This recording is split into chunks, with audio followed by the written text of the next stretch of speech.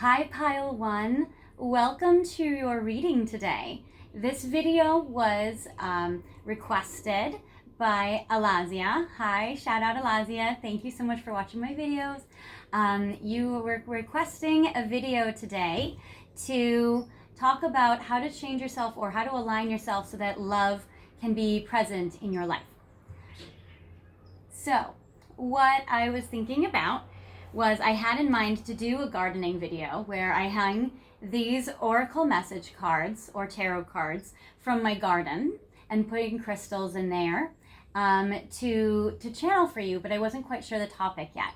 So I wanted to do a video about, how to have love grow in your life, what to do for you in particular for you to have love in your life.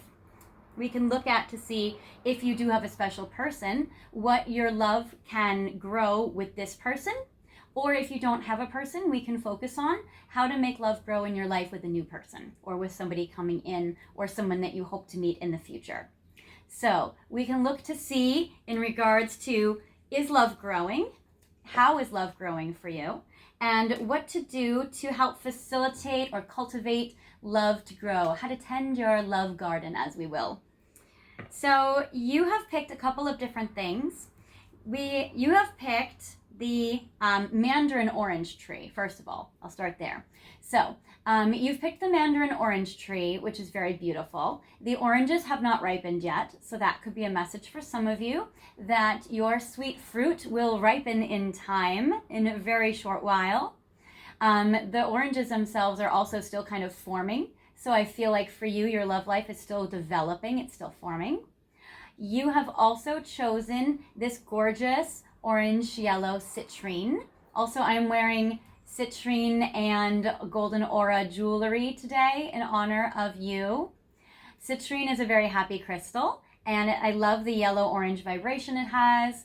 It's really good for the sacral chakra and for the solar plexus, which will help you. So basically, guidance for you is it's about you're going to be working through transmuting and clearing your solar plexus and your sacral chakras.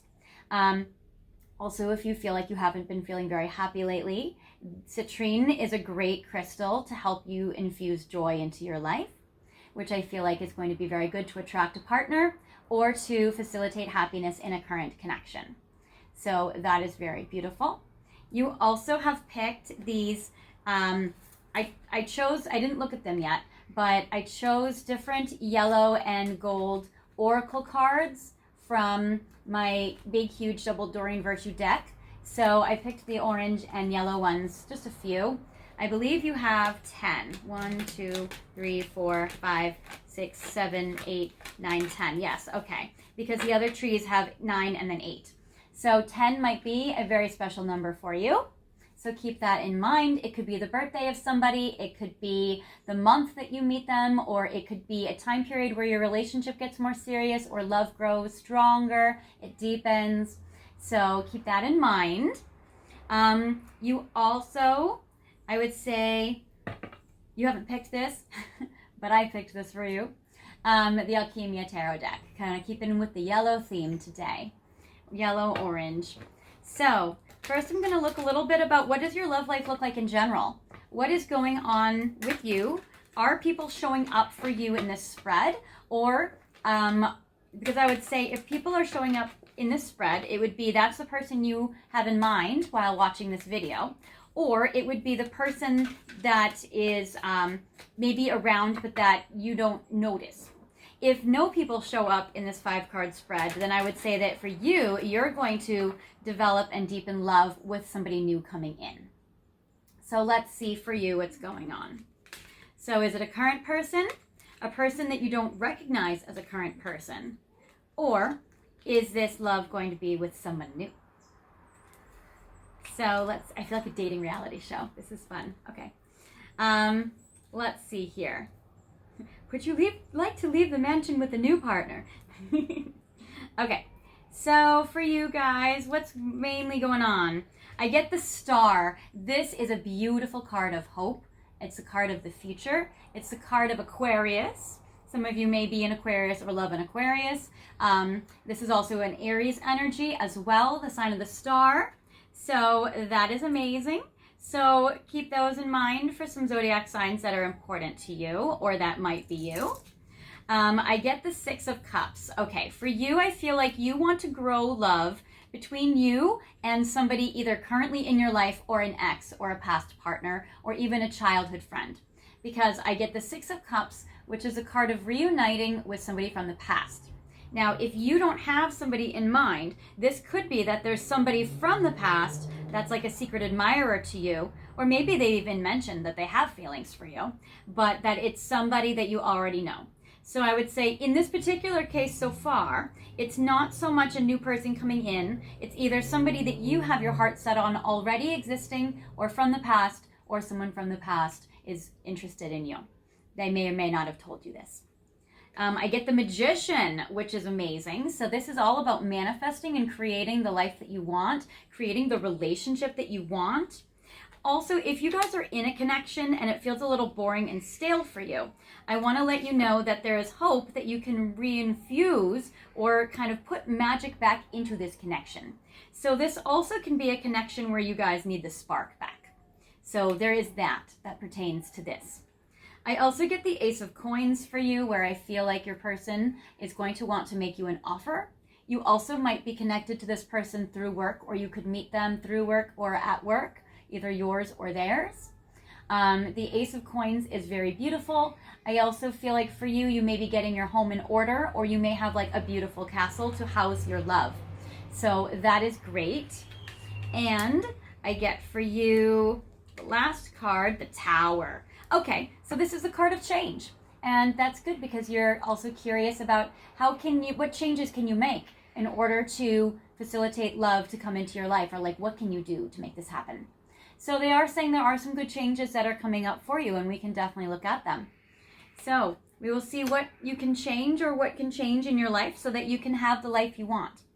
Oh, and just so you know, I'll put these in frame. These oracle cards I'm going to give to you to reveal advice from spirit or from the angels or from the universe or whichever you believe to be true spiritually as on your journey. So this is basically things that you can do, advice from spirit to help cultivate more love in your life.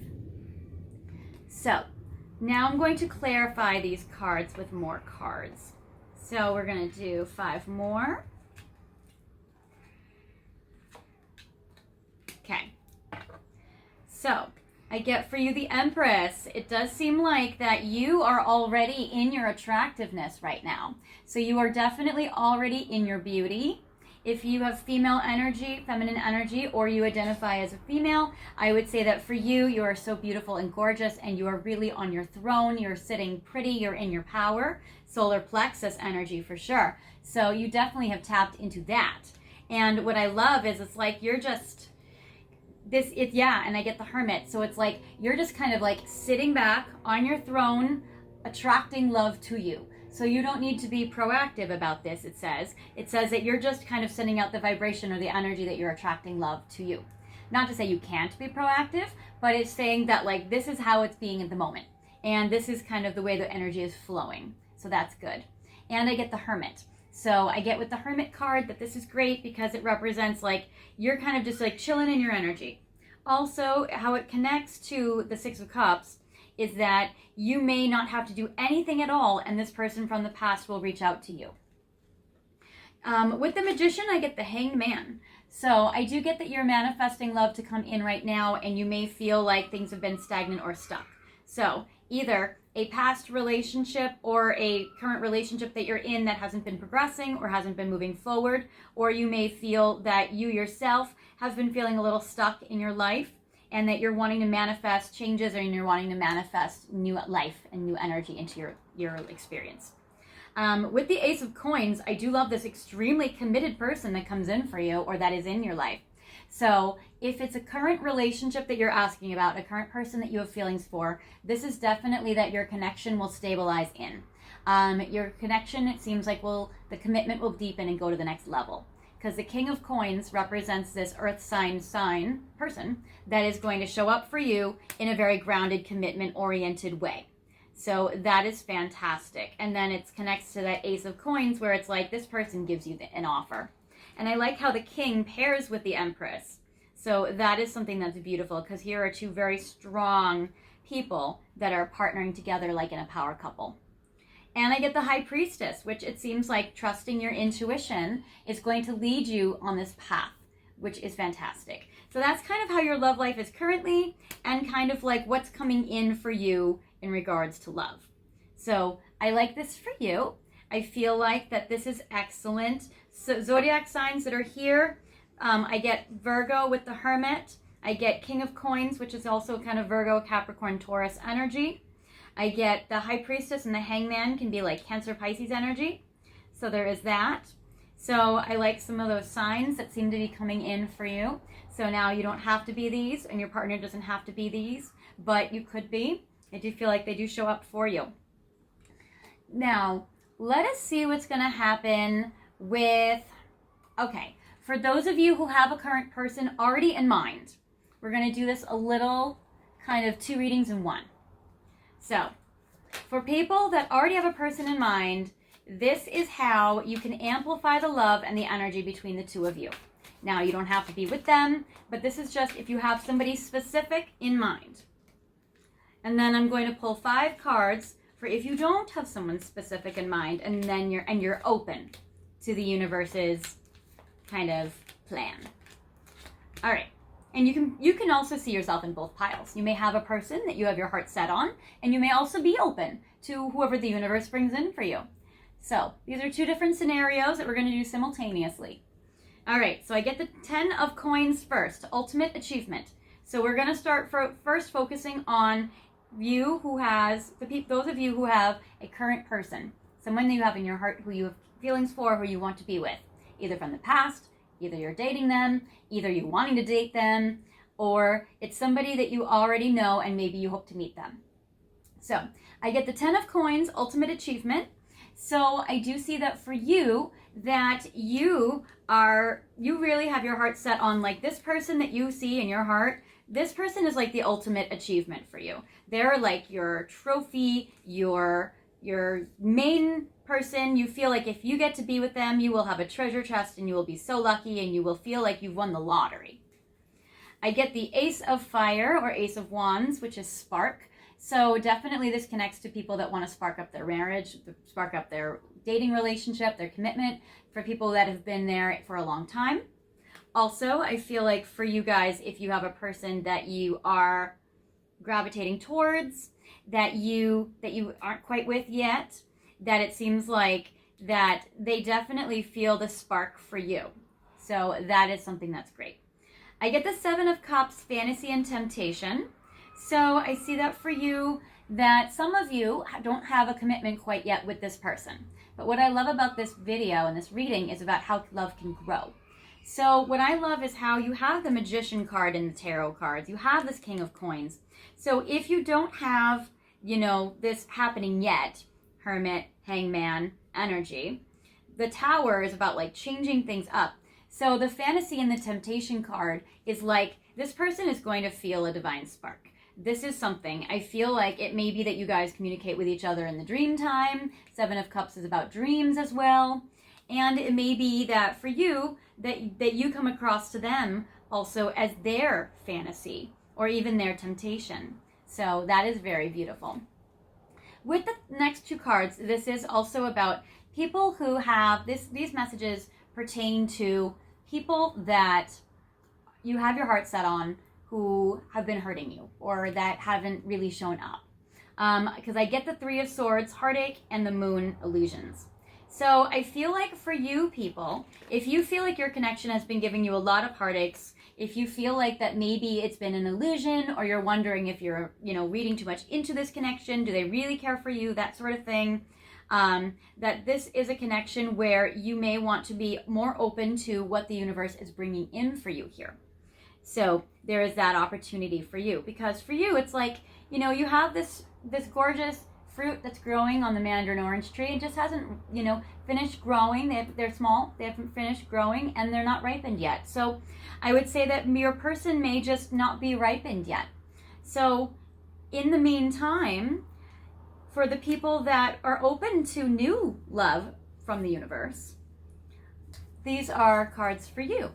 So I get the Eight of Swords, imprisonment. You may feel like, or your person might be stuck right now, and that they're just about to come in for you. So when you meet someone, you can recognize them by knowing that they just got out of a connection. So they'll either have just gone through a breakup, they may have just left a job or job transition, they may have just moved across country or moved to your area, but it seems like this is a person that was stuck but now is free.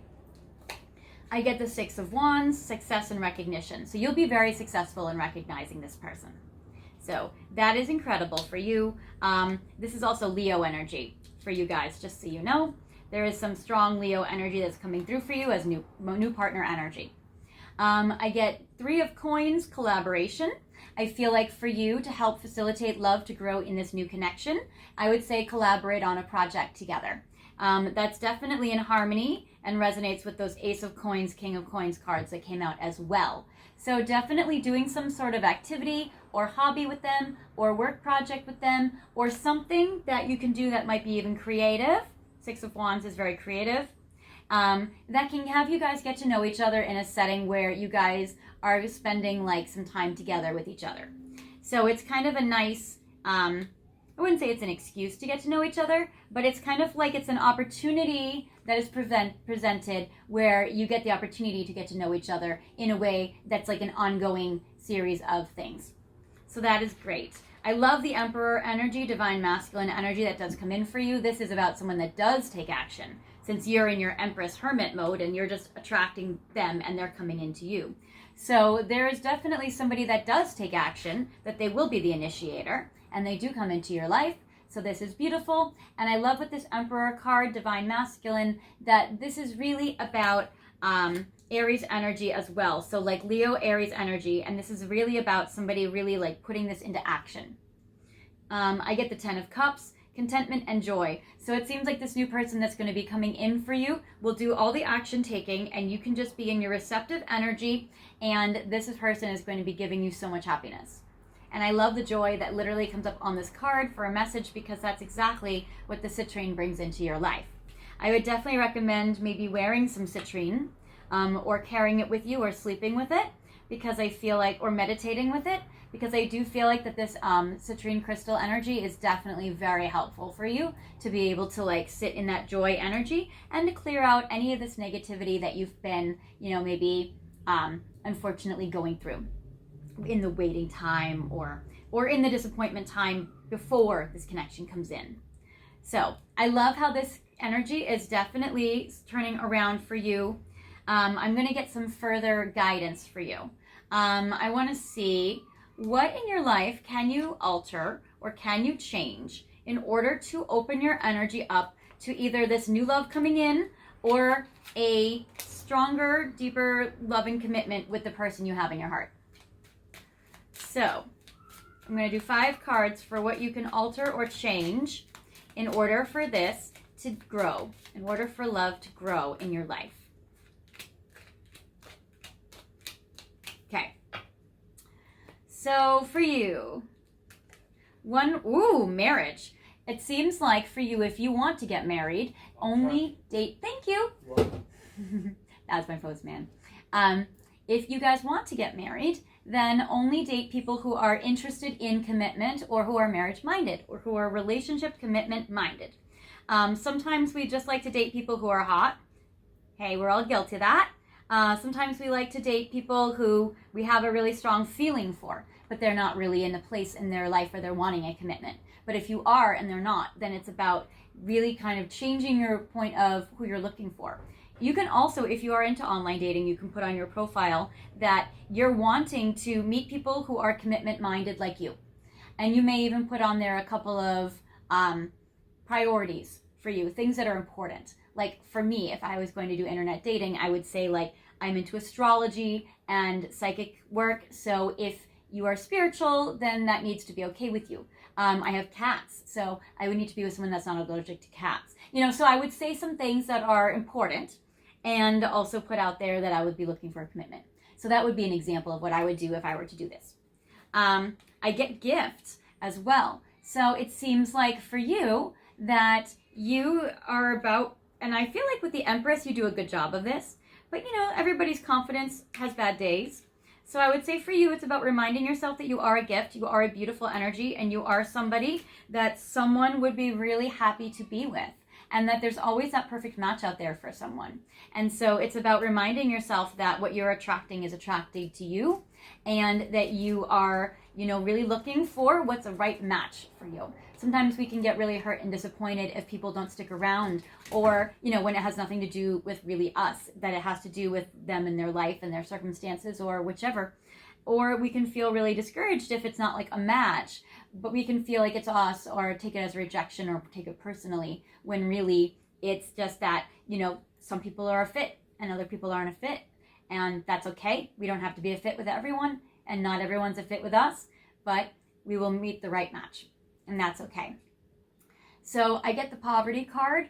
So I would say for you, if you're feeling anxious about finances and money, that might be something that could be consuming your mind. If you're concerned about your physical security, that can sometimes take priority over connecting for a genuine love match. So I would say for you, it would be about being able to find a balance in your life where you're able to kind of either for people that are struggling financially, to be able to also keep yourself open to love while still being in like an anxious state. So kind of, still allow yourself to, be taken out, that sort of thing. If you prefer to be a provider in a relationship, then you can, or in a connection, then you may want to get creative with like ways you can go on dates or connect with your person or with your partner or with new people in ways that are like financially affordable, by like going to a park for a date, or I garden, so even like going to a greenhouse or going to a garden or that sort of thing. Like there are a lot of like community gardens that are free. So there are ways to be creative, to do things that are still in alignment with your person's interests or with hobbies. I do get the Thief card, so I would say for you that honestly, it's a dating world out there. It's a people world out there. We do obviously have to be physically safe as well, and so you may feel like you want to be safe, and so it might be about like dating in a safe way, where like you meet in public places, you meet with people around. The Thief is like if you're worried about if you're a provider and you're worried about somebody using you for your money, then I would say that it might be good to first start off with doing something that is like low cost just in the beginning. If you're somebody that is worried about your physical safety on a date, which a lot of people who are dating are, then I would say like if you're worried that like something might be robbed or taken from you more on like an emotional, physical, or sexual level, then it would just be about, again, like having street smarts with dating. So, I know that there's a lot of trauma that comes with dating for all people, all genders. And so if you feel like you've been having some trauma flare up around money or around physical safety or around that, then I would also encourage you guys to maybe even work with trauma therapists. There are a lot of free therapists out there, or low cost facilities as well, to help heal with trauma, so that you guys can, really be a match for dating, because a lot of times we have trauma that holds us back, but we really deeply want like a genuine love connection. And so it's about going through that healing as well. And I get official person. So for you, it may be, again, reminding yourself that you are a catch, that you're somebody that people would want to be with, and really working through like some confidence. So there is that. So now let's look at what relationship beliefs, or what pieces in regards to relationships are you transforming right now, or could you transform in order to align you to love in your life. So I'm going to go with the relationship cards, and I'm also going to go with the archetypes as well. So we'll see what can be shifted, healed, worked through, so that you can be more in alignment to romantic love in your life. So I'm going to, I was like, do I want to have them fall out? Do I want to just pick them first time? I think I'll just pick the top two. I don't even know what these ones are. So, all right. That's what I intuitively feel to do right now. Now, all right, excellent. Yes. Okay, perfect. and 2 archetype cards. 4 archetype cards. All right.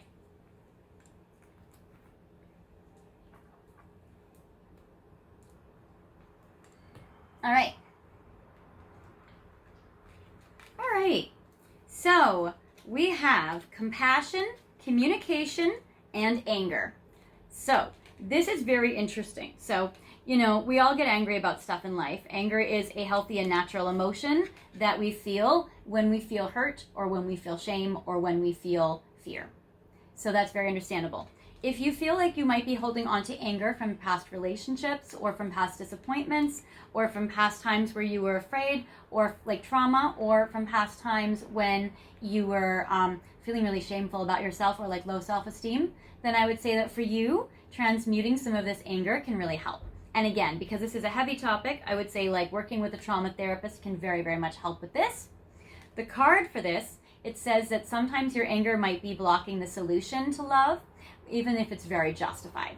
So for you, maybe anger might be a hurdle that you're going through, either with the person you have in your heart or with new people coming in. So it says there's that. Anger is fear calling out for love. That's true. It's fear. It can also sometimes be shame. It can be like indicating areas in you that need nurturing and love. For the shame to help like with your nurturing your self-esteem. It could also be fear, giving yourself like some nurturing for when you're scared and comforting yourself. And then sad. So giving yourself that nurturing, comforting for when you were in pain and when you were sad. It says, what are you afraid of? Or I would say, what do you feel ashamed about? Or I would say, what do you feel hurt by or sad by still? And then it says, get to the heart of the matter. So for you, I would say asking yourself these questions, maybe in meditation or maybe in, reflection during the day or at, maybe not at night before you're about to go to sleep because that might just make it hard to sleep. But, like in a time where when you have quiet time during the day or if you have a quiet time at some point in the time, like during the next few weeks, I would say those are helpful questions to ask. And because this is a video, you can always rewind the video and write them down. Because I would encourage you to write them down so that you can actually really reflect on them. And you may want to journal about them because that will help. Also, I get communication when it comes to anger. So if you feel like in relationships or in connections you have a lot of anger, that can come out in your communication in ways that unknowingly push away people. Or it may be that for you with your communication style, you may want to work through that. Now, I'm a therapist, and so communication is actually the number one thing that we try to teach couples to do, or relationships to work through different, like to learn different tools, or to learn how to communicate in effective ways. So everybody in therapy has to learn about communication. So this is definitely not to single you out whatsoever. But I would say that for you, there is something in communication techniques or skills that you can be working through in order to help improve love in your life or to strengthen your quality of your relationships. So it says, whatever you choose to communicate, sincerity is felt by the heart. So for you, you may have a challenge about allowing yourself to be vulnerable. If you have this anger, you may feel like you're very overly defended sometimes, especially when you're trying to communicate to someone you care for about your hurt feelings or about when they scare you or when you're feeling scared about something or when you're feeling ashamed about something. So I would say that for you, sincerity is hard to be sincere unless we're brave. So I would say that for you, it's about kind of like calling upon your bravery to be able to be transparent with the person you care for. It says things left unsaid are open to interpretation, so be clear. So for you, you may feel like in your relationships, if there are a lot of like misunderstandings that seem to be like a pattern in your life, that it might be because they are interpreting what you're saying in ways that aren't really what you're meaning. And so it might be about clarifying what you mean. So I would say for you, it may be about communicating clearly and having the bravery to be transparent, even if it's scary and hard, and working through and healing some anger from some past traumas.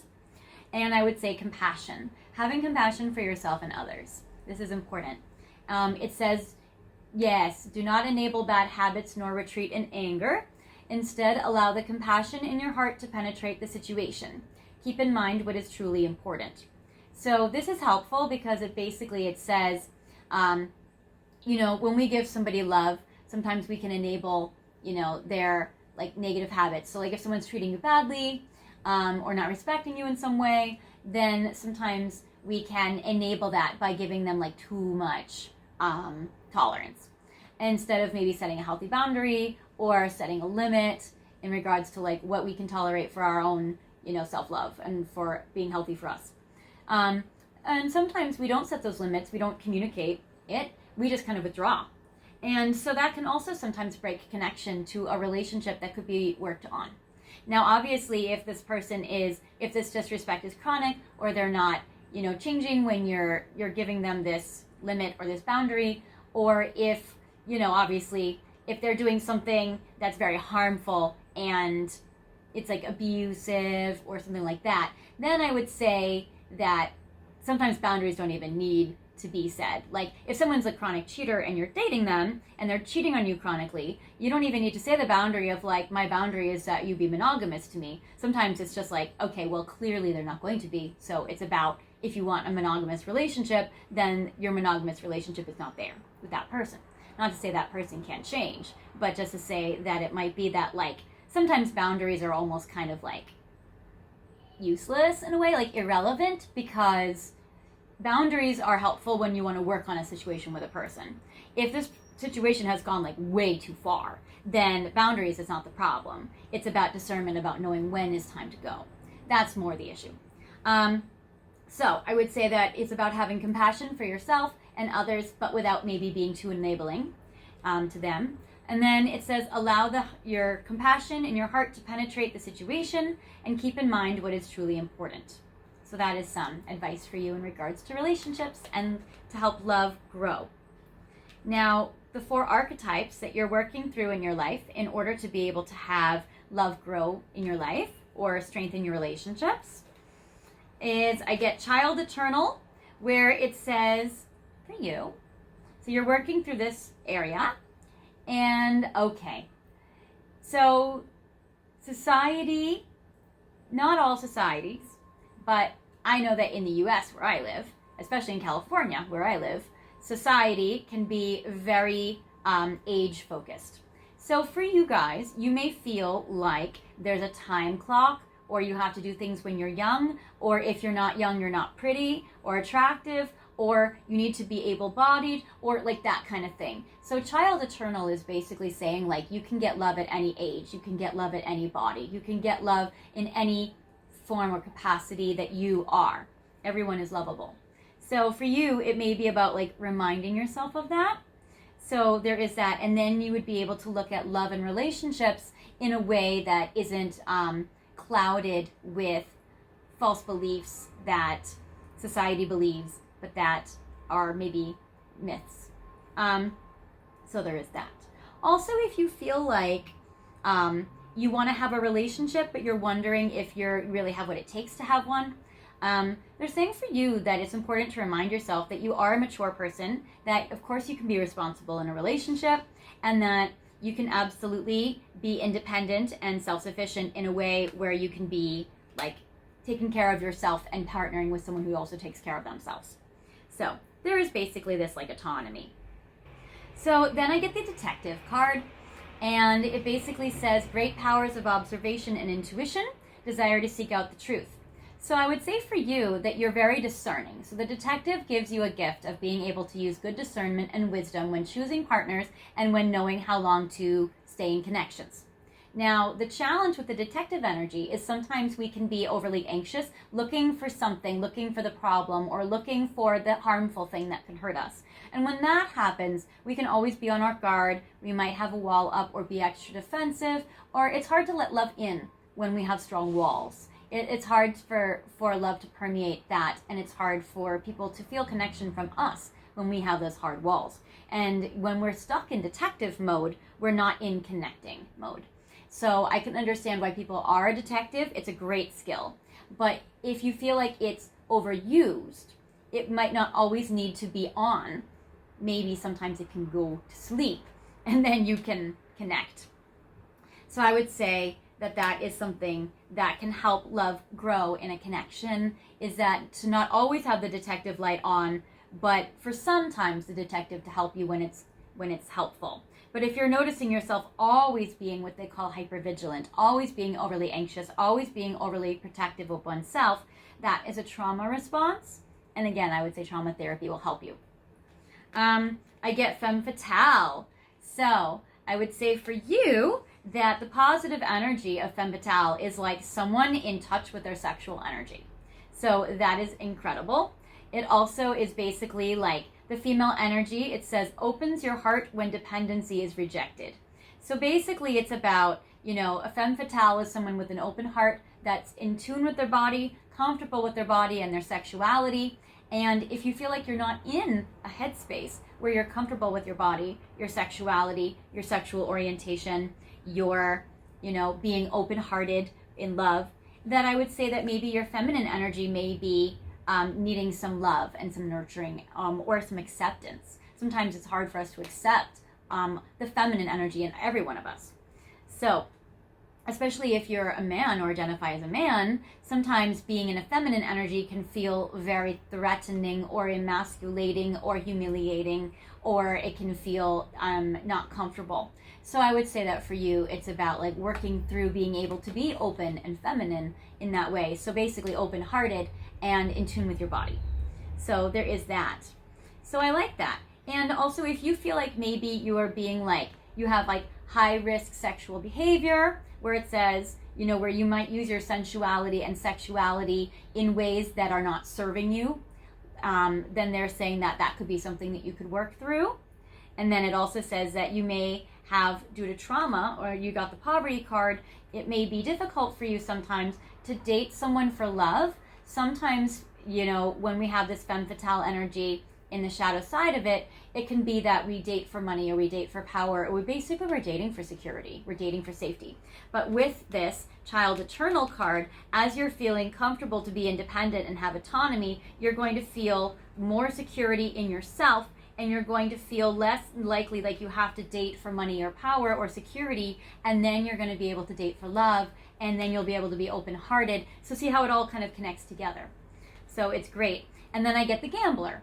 So for you, it's about sometimes when the detective says okay, you can take a risk. So sometimes the detective never says okay. And if the detective never says okay, then it's important to kind of check in with yourself and say, is my discernment saying that nothing is ever okay because the only people coming around me are dangerous? Because they are not, they're not wanting commitments and I do. Is it because I won't be emotionally or physically safe with these people? If the answer is yes, I would be emotionally safe, and yes, I would be physically safe, then it might be like, maybe it should be time to take a risk. Maybe it's time to let someone in a little bit closer or a little bit deeper. So there is this. So it's about taking a risk, and that's great. And then it says, again, you got the intuition card with the High Priestess. So it says, willingness to follow your intuition, even when others doubt you. So sometimes it's about taking a risk or a leap of faith, even if society does not understand your relationships. So there is that. And then it says, yes. Okay. So it also says that like love and relationships are basically a combination of luck and hard work. So luck because we meet people either manifesting them when there's the right timing in astrology, when luck or fate just introduces us to people, or we meet them, like we meet them on in school, or we meet them at a certain time in our life. But then when we do meet the person, then it's like the hard work kick in, and people can shy away from hard work in connections and in relationships. But what's amazing, and what I learned actually by becoming a therapist, is like relationships are literally something you can learn in school. Literally, relationships are something you can study in a textbook. You can learn communication skills. You can work through trauma, which will help you be able to commit more. You can use your intuition and your discernment to be able to seek out and listen to what people are saying to you, to see who actually is wanting commitment, who's really ready for one, instead of just someone saying that they're ready and then them not being ready and then them leaving. So literally, relationship skills are actually things you can learn in a textbook and in school, but they never teach us this in school. And so what I love about this is relationships can be hard work, because we do have to sit with our own uncomfortable feelings, with being vulnerable, being, putting our heart out there, that kind of stuff. There's a lot of challenges when it comes to being open to love or having love grow in a connection. working through communication, mishaps, stuff like that. So there are definitely skills that you guys can actually learn to actually physically be in relationships, which is good. So they're saying for you, it's about being able to blend, knowing that love is luck and hard work together. Because sometimes we feel like, wow, why are we never meeting anyone? But really, it may not be the right timing. So like the luck may not be there, or the timing might not be there. And then sometimes we're like, well, we're meeting people, but they're just not sticking. We're breaking up all the time, or they're not committing to me, or that. And then it would be like, okay, well, are we applying the relationship skills that are healthy in a relationship?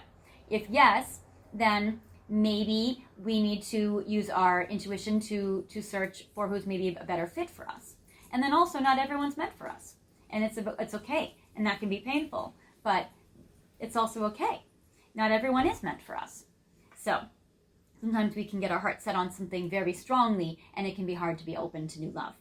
But I feel like for you guys, pile one, you guys definitely have a lot going for you. You do have a lot that you're going to be able to work through for love, but also I don't feel like you have to work through most of this or all of this in order to get love. I don't know the word. I would say there is a belief system in society that says you have to basically be perfect for love. You have to be the prettiest or the most hot, most sexy person, the wealthiest person, the most physically fit, the youngest, age range or window of age person. You have to be all these things, right? You have to be a certain body type for this, a certain race for this, a certain everything for this. But the thing is people fall in love with people all the time, every day. And if you look at the people in relationships, none of them are that version of perfection. Everybody is their own great positive and negatives of ourselves, and everybody judges stuff about ourselves. So I would say that we have this idea, sometimes it's an illusion of perfection. And I would say you don't have to be perfect to be loved. So I will say that. And now, I could probably keep going and going and going, but I see that actually this video is already pretty long as it is. So what I'm going to do is I'm going to now go to your oracle cards to see what advice Spirit has for you and what messages Spirit wants to tell you about love in your life. And then I will end this here for you. So these are your garden oracle messages today. So one, I get fertility. That represents that absolutely love is going to grow in your life. Fertility is literally the metaphor of planting a seed and having something grow. So your love life is actually very fertile. You also may be very fertile. So you may want to keep that in mind when you're in your femme fatale energy or your sexy energy. So your empress energy. So I would say for you with the fertility that you are fertile. So if fear of pregnancy is something that can block you from love, then I would say that that's just something to get creative about. So there are many forms of birth control out there. There are many forms of sex out there. There are many forms of a lot of things. So I would say that it might be about, working through how to have love and keep yourself getting pregnant only when, or pregnancy in the connection only when both of you are ready. So there is that.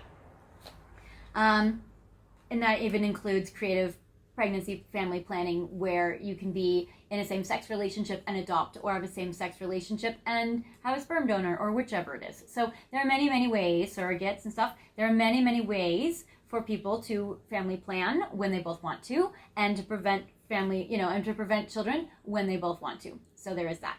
I would say freedom is something that's beautiful. So they're saying that for you, true love is true freedom.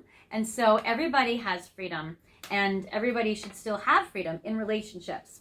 So it's basically about creating your own relationship definitions with the person that you pair with, and being able to see, like, how can I honor your freedom in a way where we both feel safe and where we both feel free.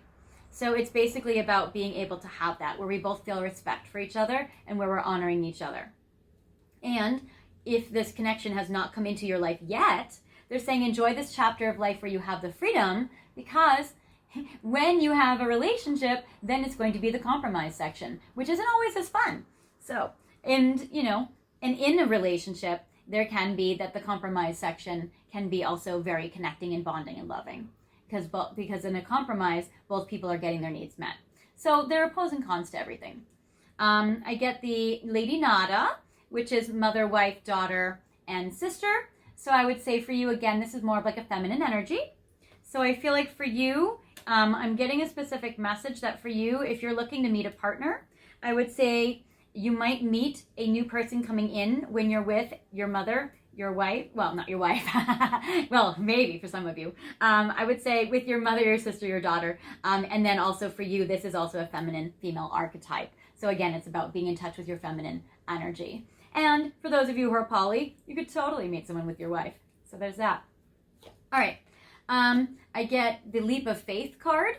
So I would say that for you, that this is, again, it connects to the gambler card. It's about taking a risk. And it says, take a risk and put your heart's true desire into action. So they're saying for you, for a while, you're this empress that's in a hermit mode, and that's cool. And that when this person comes in, this emperor energy, king of coins energy, that your high priestess, your intuition will know this. And that's when your detective will say, yes, this is the right person. And your intuition will say, yes, this is the right person. And that's when you can take a risk. And that's when you can have that gambler part of you be like, yes, this is the time. All systems go, I am ready. I do get the boundaries card, and I know we talked about boundaries before in this reading. So I would say for you, it's just about knowing like how to have healthy boundaries. So again, we can set like, I would say sometimes saying medium boundaries is a little vague. I would say that for you, it's about really getting in tune and having awareness with what you're okay with and what you're not okay with. And that it's okay for you to say no to other people's time on your energy if you want to. And it's okay to let people in if you want to. And it's like that detective can use some discernment, but if this detective is overly active, then again, it could be a trauma response. So sometimes boundaries are a trauma response, but when they're used in a healthy way, they can really actually deepen a connection and deepen an intimacy. So there is that. I get the Rhiannon, which is sorceress, which is really another card of the magician, manifestation. So you really are manifesting a beautiful love to come in right now, or deepening your love with your person in your heart. So that is great. So I love that. Where basically they're just giving confirmation like you can manifest your clear intentions into reality. And then I get Sedna, which is infinite supply, which is nice. So they're saying you're supplied for today and all of your tomorrows. It's important for you guys with this card. I think a message for you guys is sometimes when we get our heart set on someone, either we're with them now or we were with them in the past and we broke up. Sometimes we feel like that can be like the only person, especially in the New Age community. We can feel like one soulmate, one twin flame, one person, we marry one person. And so with this situation, it basically says like there are many opportunities of love in life. So I would say that it's about, if you're with somebody now, they probably have like first shot with you. If you're not with somebody now, another person can come in. And then after that, if that doesn't work out, another person can come in. So it's about feeling and knowing that you have an infinite supply. So it's like your soul always wants to work out things with somebody else. So you're always going to be able to have somebody come in for you that's going to be able to give love to you and that you can love. So I feel like that it's not like you had one person when you were 25 and it didn't work out, so you'll never ever love again. That was your one soulmate and you'll never have that. I would say that that could be a distortion. I understand that's a belief for a lot of people, and like if that's your belief, I don't knock it at all. But I would say that for you, it would be like, and especially a specific message for this pile is, I would say that they want to remind you that there is more love that can come in for you. And if you are in a connection with someone and you're wanting it to go well and you're wanting to put your energy into it, then I would say that it's important for you to know that like the universe responds to what we want in our life. And we don't always get the person we want or get to be in the relationship with them. But I would say that if you're wanting to, and they're wanting a connection with you and you're wanting a connection with them, that there are ways to be able to, again, like learn those relationship skills or facilitate those connections. And that you are supplied with this knowledge, and that this knowledge is like right at your fingertips. Like you could Google it right now. So it's very helpful. I get bold with Freya. And this is unleash your adventurous side, take risks and be daring. So again, it's about that gambler. It's about taking that leap of faith. And interestingly, it falls on that exact card on the spread. I get independence, which connects to freedom, with Bast, which is your independence is a foundation for your strength and success. So again, they're saying for you that they encourage you to be independent, not so overly independent that you can't connect, but independent in a way where you're self-sufficient and you can pair with someone that's also self-sufficient. So there is that. That independence is very attractive. And then again, I get compassion. So I get the Kuan Yin card, where it's about having compassion for ourselves and others. So that is absolutely beautiful. So that is what I have for you, pile 1. I hope that this has helped you. I love being able to channel for you different things. And again, this video was by special request. So if you would like for me to channel for you something specific, please feel free to let me know in the comment section. If this video didn't resonate with you at all, please feel free to pick another pile. We can see other tips about how to help love grow in your life. Also, you may want to pick another pile just because it's fun and there are more love tips for you. And also, you can also check other videos. If you're sad, I have videos about how to heal your heart. I have videos about what people are thinking and feeling about you more in depth, more specifically. Yeah, so I have other videos up about what's coming up in the future, what your person thinks and feels about you in a deeper way, how to heal your heart, what's their next action, what's their intentions for you, all sorts of videos. And there will be more coming up in the future as well that I'll be uploading to this channel. If you guys did like this video, I would love for you guys to like it and comment and subscribe. You can just hit that notification bell so you're updated on whenever I release videos. And I would love to have you guys stick around and watch more, which is great. I'd love to channel for you. So feel free to put anything down in the comment section that you want. I always love reading them, and I'll definitely reply as soon as I can. And until next time, I wish you lots of love and luck for love to grow in your life so that you can deepen your connections with people who are important to you.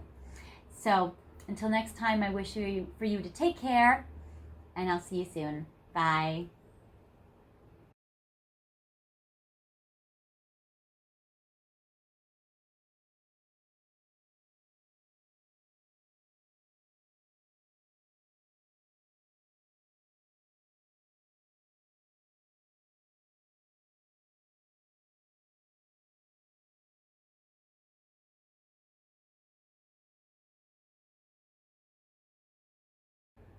Hi, pile 2. Welcome to your reading today. Today, this reading is all about how can you help love grow in your life. You may have a special person in your heart that you're thinking of, and if that's the case, you can think of them during this reading. We can see how to improve the connection, how to help love grow in your life, and maybe what can change or transform or alter in order for you guys to strengthen your connection. For people who don't have someone in their heart that they know, it could be that you're wanting a new person to come in for you. And if so, then think about the kind of relationship that you're looking for, or the kind of feeling that you would like to feel when you have this connection in your life. So this video was requested by special request from one of my viewers. So Alazia, hello darling, if you picked this pile. I appreciate you having a request, and if anybody else has a request of something they'd like to watch or for me to channel for them, please let me know in the comment section, and I can make a video kind of tailor-made for the situation that you'd like to know about. So this pile, you guys, you have chosen outside my thornless blackberry bush. It's a very interesting plant, which I will go into and how it connects maybe to your person or your scenario in your life. You also have picked this gorgeous garden amethyst, which I love. It's very, very heavy. It's a big boulder, so I'm not gonna lift it up and show you guys close up because this is too big for my little arms. But I do have it, and I have adorned myself all with amethyst in honor of you guys. And I picked amethyst because it's kind of the color of blackberries, especially the darker versions of amethyst can look almost like black or like a deep, deep berry color, which is great. So I have picked it all for you guys today. You have picked also these shower, I feel like these are abundance angel, or I don't know, I feel like that this angel is, I don't know, it's by Doreen Virtue. It's an angel deck by her. So anyway, I have this huge big combination Doreen Virtue deck, which you may know if you've seen my channel, and I basically have combined decks into a stack this high, all of her stuff, except for some select ones I wanted to keep separate. So we have this for you as advice from Spirit, the universe, angels, guides, all of that in regards to love. At the end of the reading, I'm going to do a special reveal. So until then, I'm actually going to scoot this a little back, and I'm going to display it on your pretty amethyst as messages for you at the end that Spirit wants to give you as guidance or as messages for you regarding your person, or in regards to a new person coming in for you. How to attract that, how to be in alignment to that, and what you can change or alter in what you're doing currently in order to have the best success in love. I have chosen the Gentle Heart Tarot because it's a pretty color to go with purple. And so I'm going to use it to channel a little bit right now and kind of look at a snapshot of what's going on for you in love right now. So I want to see what you've been dealing with and what your love life situation looks like. So I'm going to do 5 cards. 1, 2, 3, 4, 5. And we're going to go from there. Also, it might even tell us a little bit if you have someone currently or if you don't have anyone at all, and if you have like a new person that's coming in for you. I would say that if people cards show up in this spread, that you most likely have someone currently, and if no people cards show up, that you probably don't have anybody and you're waiting for someone new to come in and you're waiting for the universe to send you a beautiful love angel. So for you, the first card, okay. So the first card I get for you is there's been a big heartbreak for you in regards to love. You also just might have had like a life where you've had heartbreak after heartbreak. So I do get the 3 of Swords. So either you're just fresh out of going through a heartbreak, or there's a heartbreak or a sadness between you and your person, or you've had a series of heartbreaks in your life, or you just feel like you've been like hurt and sad in regards to love. Then I get, the Death card. Okay, so some of you guys may have gone through a breakup. You guys might have gone through an ending, or you may just feel like it's such a drought you don't even know where it is. Because the Death card usually represents endings in this way. Also, you may have had someone that has passed away. So you may have loved someone that also has passed. I get this, wow, okay, you guys have gotten some pretty severe cards. You also might have just had a lot of trauma in your life, or trauma in regards to love. I get the Tower. So it seems like, again, shocking, major, big change, etc., etc. I get the High Priestess, which is great. So this is like you in your psychic, intuitive energy, really like using your intuition to see what's going on. This is, I feel like, also like you kind of questioning like, wow, I just went through the worst situation. How do I strengthen love? Yeah, wow. Okay, 5 of Cups. Grieving, healing, again, heartbreak and sadness, and needing to heal from that. So I'm not really getting that most of you have a solid, secure connection in your life. It seems like most of you have gone through something pretty traumatic, if not multiple things that are traumatic. And it does seem like for you guys that while your heart might be open, I feel like you may also be a little more reserved or closed off, or kind of like pulled back with your energy right now.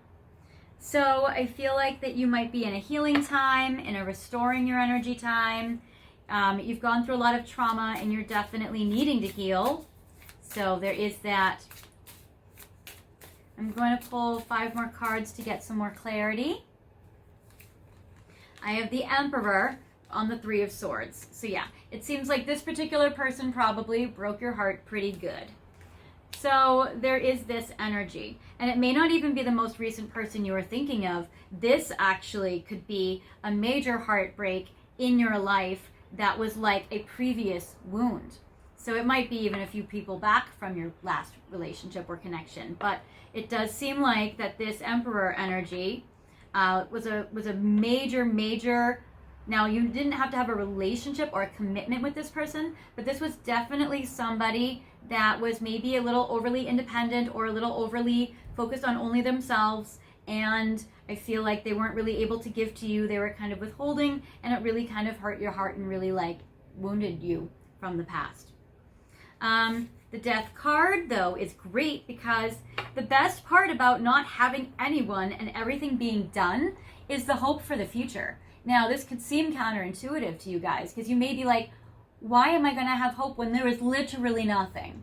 But the good news with this is you're not blocked by anybody. You're not in a bad relationship. I don't get that you're in a relationship here. If you are in like a long-term relationship, I would say you may even be thinking about like seriously ending it. And if that's the case, like you're going through a divorce or a major ending, then I would say actually that's super brave and that's really helpful for you, because if you know intuitively you're in the wrong relationship, the first step is to clear that out so you can get in the right relationship.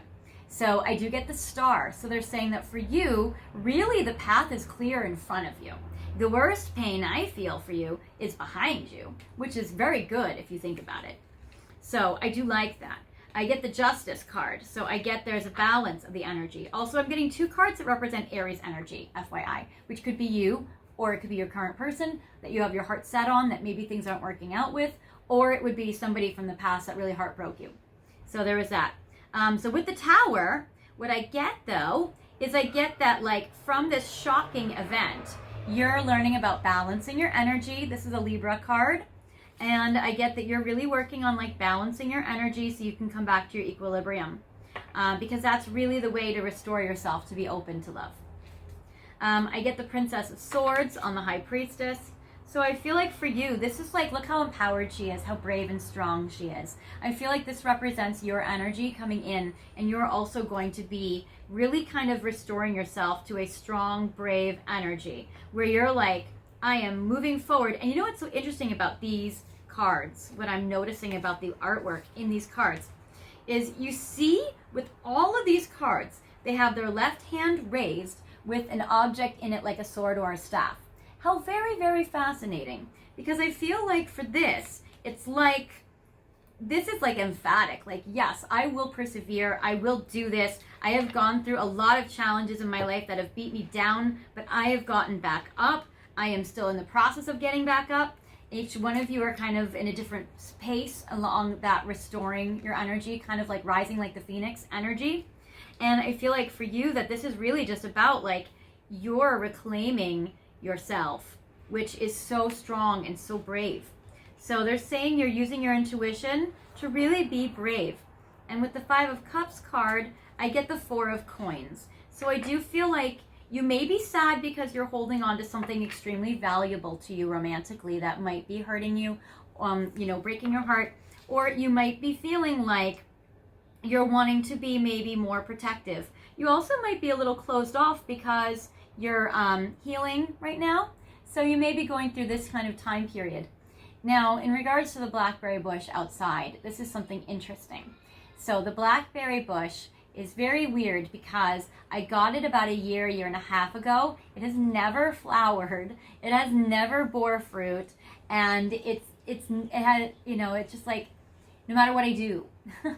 And I'm pretty good at gardening, honestly. I have lots of plants. You can see all the plants are pretty thriving around them. Thank you. That's my mailman. So I'm pretty good at gardening, honestly. It's just science. So basically with that, this was just never, ever flowered or fruited or anything. You might feel like this connection that you have your heart set on just has never really flowered or fruited or anything. You may feel like it's just kind of like, it doesn't die. It has long vines, but it just doesn't produce anything. Also, it's interesting because blackberry bushes can survive with very little water. Now, I'm not starving my blackberry bush, but you may feel like you're used to not getting a lot of nurturing or water or energy and connections that you're used to being in. You may feel like it's kind of a desert where you are, emotionally, metaphorically. Also, what's beautiful about this blackberry bush is it's thornless. So there's no thorns on the blackberry bush. You might find like yourself, you're just so sweet. And like, you're not like prickly. You don't have like huge defense mechanisms up. You're not like pushing people away in that way. But I just feel like you're just sad. So I feel like for you that it's like you're not, you're not unapproachable in any way. You're sweet and you have a beautiful heart. But it's like these relationships just have not really produced for you. You're used to getting just a little bit of water, just a little bit of love, if that. And you're not like prickly or abrasive or pushing people away. It's, you're just a sweet, sweet, squishy heart. So there is that. I'm going to see a little bit more now about what's going to be progressing in the future for you in regards to love. Because I feel like this is the current moment. All right, so what is coming in for pile 2 in regards to love? What is growing in love in regards to pile 2 for you? So 1, 2, 3, 4, 5, we'll do 6 because they're smaller and they fit. Okay, and I'm gonna put this on here. Okay, so with the Twin Flame Journey Tarot, what's coming in for you is the same. Okay, because I get not the same as bad. I get the same with Justice and Justice. 7 of Cups, Ace of Wands, 10 of Coins. We are getting actually similar energies to pile 1. I would recommend, if you want to, pile 1's video also might have some important messages in it for you as well. You may want to watch. So if you were sort of gravitated towards pile 1 and then chose this one, then I would say for you that it's going to be about, you may also find messages in there from pile 1, because Justice, 7 of Cups, Ace of Wands, and 10 of Coins are all in pile 1. So what's interesting is how Justice came up twice for you. On this card, it represents soul contract. So for you, what's coming in is you're going to be fulfilling a soul contract between yourself and a beloved. So that is very romantic and beautiful. The work that you're going to be doing is you're going to be working through maybe some fears of commitment that you or your person may have, but you're working through that because Justice is all about partnership and commitment. And then 7 of Cups is fantasy, temptation, and not having a commitment. So I would say for you that part of your soul contract right now, part of your soul's lessons, is that you're working through any fear of commitment that you yourself have.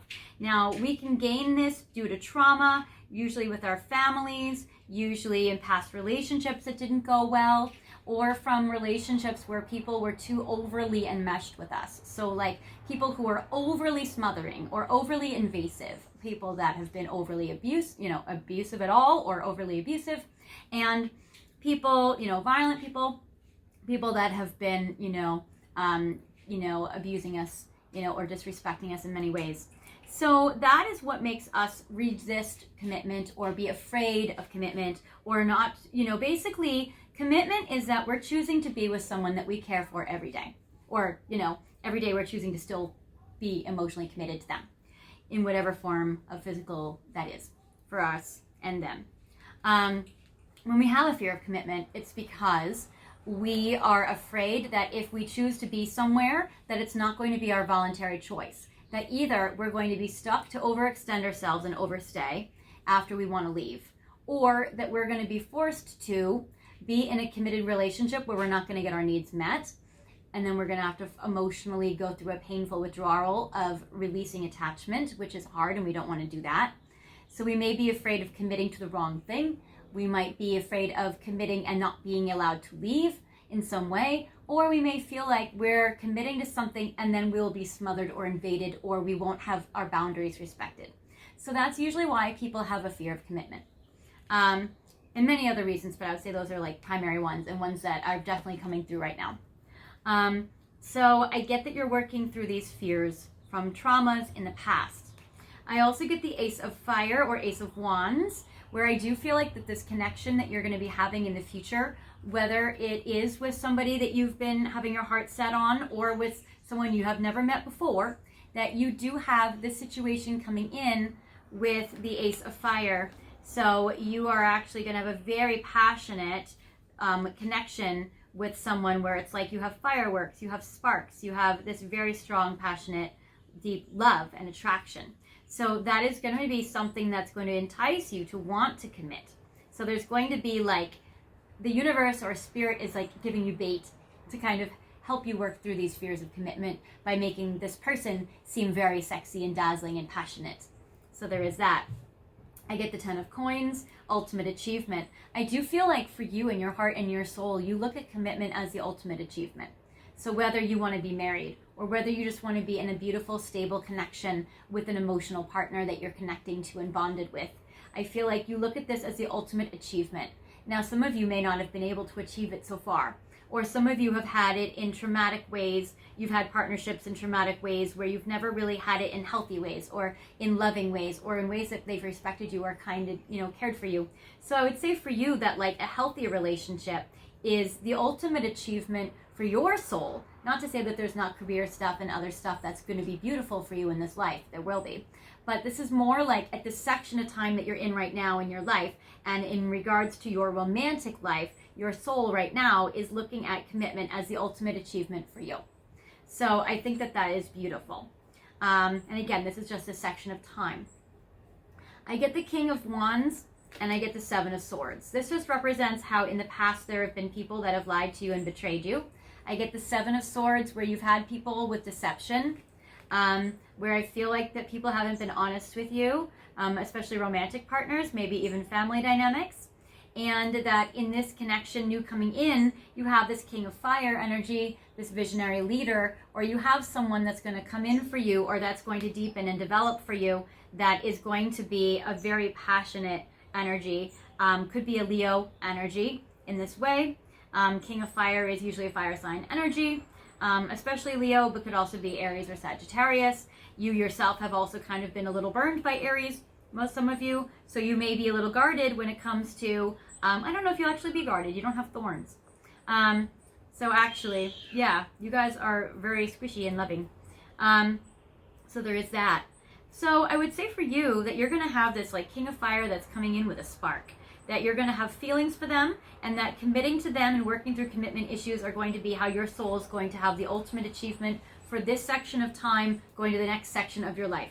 So this is kind of like the section that you're in right now, and that's how you will kind of, work through it. So that is really, really good, actually. So I do like this connection here. And so you are going to be rebuilding and working through trust and trust issues that are a byproduct of trauma. So in regards to 5 things that you can change or that you can do, that you can alter in order for your romantic connections to improve right now, either with the person you have your heart set on, or with new people coming in, or with even people you don't even recognize as love, but that secretly like you. This is 5 cards for something you can do right now that you can shift, alter, or change, that you have the power to change. Sometimes when we care for someone and it doesn't work out, we can feel very powerless. But this is something that you have the power to change right now that can be able to help facilitate love growing in your life. So the first card I get for you is Distant Horizons, thinking about your future goals and how you want to work towards them. So finding people that are in alignment to where you want to be in your life, where you want to live, what you want to do, what your career is, what your goals are, thinking about what you want for your long-term future and finding people who are compatible with that. Because when we find people or pair with people that have different dreams and goals than ours, it can make us not want to be all in with them, especially because and sometimes we even choose people like that on purpose, not even like unconsciously. We choose people like that because there's a safety in it. Because if we don't have to be all in, then there's a way we can keep our freedom without having to, give up a sense of freedom or a loss or be like chained to something.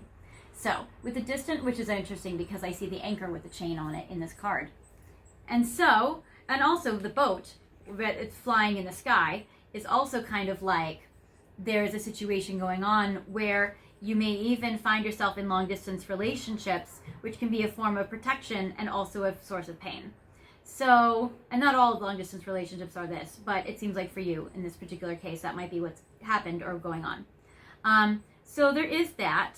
I get for you the gift. So I get also for you that like to remind yourself that you are a gift, to remind yourself that a beautiful relationship is one where people give and receive love equally and freely. I get poverty. So for you, if you have some financial worries or fears that have been holding you back to regards to love, you may want to look at them. You also might find that for you, sometimes when we don't have a relationship in our life, all we can do is focus on career. So in a way, it can be a blessing because we can improve our finances because that's the only thing we have to fill our time. We have other things, hobbies and friends and family and stuff, or hopefully we will, or we can work towards improving that or getting that. But I would say that With the poverty thing, it's like we want to feel safe. We want to feel secure. We want to feel abundant in our love life, in our relationships. So I would say that in this case, especially how it's so connected and so close to the gift card, that I would say that it's about knowing that you are a gift, knowing that your relationships can be abundant, can be beautiful, and to be with people that aren't like starving you or that aren't, you know, only giving you a little bit of water. So if you have a habit of dating people who are poor or in poverty, that can kind of set you up for challenges in the dynamics in the relationship. Not to say that everybody has to be wealthy in relationships, because they don't, but if somebody doesn't have their financial security together, then they may feel like they have to do that first, and then they can't be available for you emotionally or commit to you. Now again, that's not a hard, fast rule, but that's something that I've seen, is that people usually need to feel like their base needs are met before they can meet the romantic or emotional needs. Because it's kind of like Maslow's pyramid, that hierarchy, where it's like we need our safety, survival needs met first. Then we can have love, which is where sometimes in different cultures, in different time periods, you know, people married for money or they had arranged marriages because love was a luxury. Because really, it's like we want to have love, but we also don't want to die on the street. So there's that sort of kind of like thing where unless we take care of our material needs and our feelings of safety and security, both emotional and physical safety and security, then we're never going to feel safe enough to open up to be able to allow ourselves to bond and connect. So in a genuine way. It may always be in a survival mode. We may not be in like a thriving mode. So there's that. I do get community.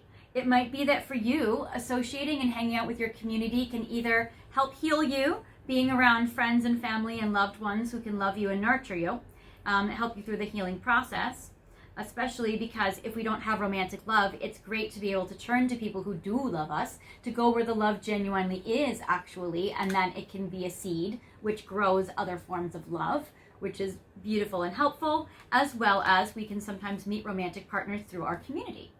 So there is that. And I get sudden wealth. So this is also fantastic for you. You may find your own financial life shifting, which shifts your romantic dating life. Sometimes when our jobs are going better and our money is going better, we can feel a stronger sense of self-worth, and that can make us feel like it can raise our standards of how we would be okay being treated.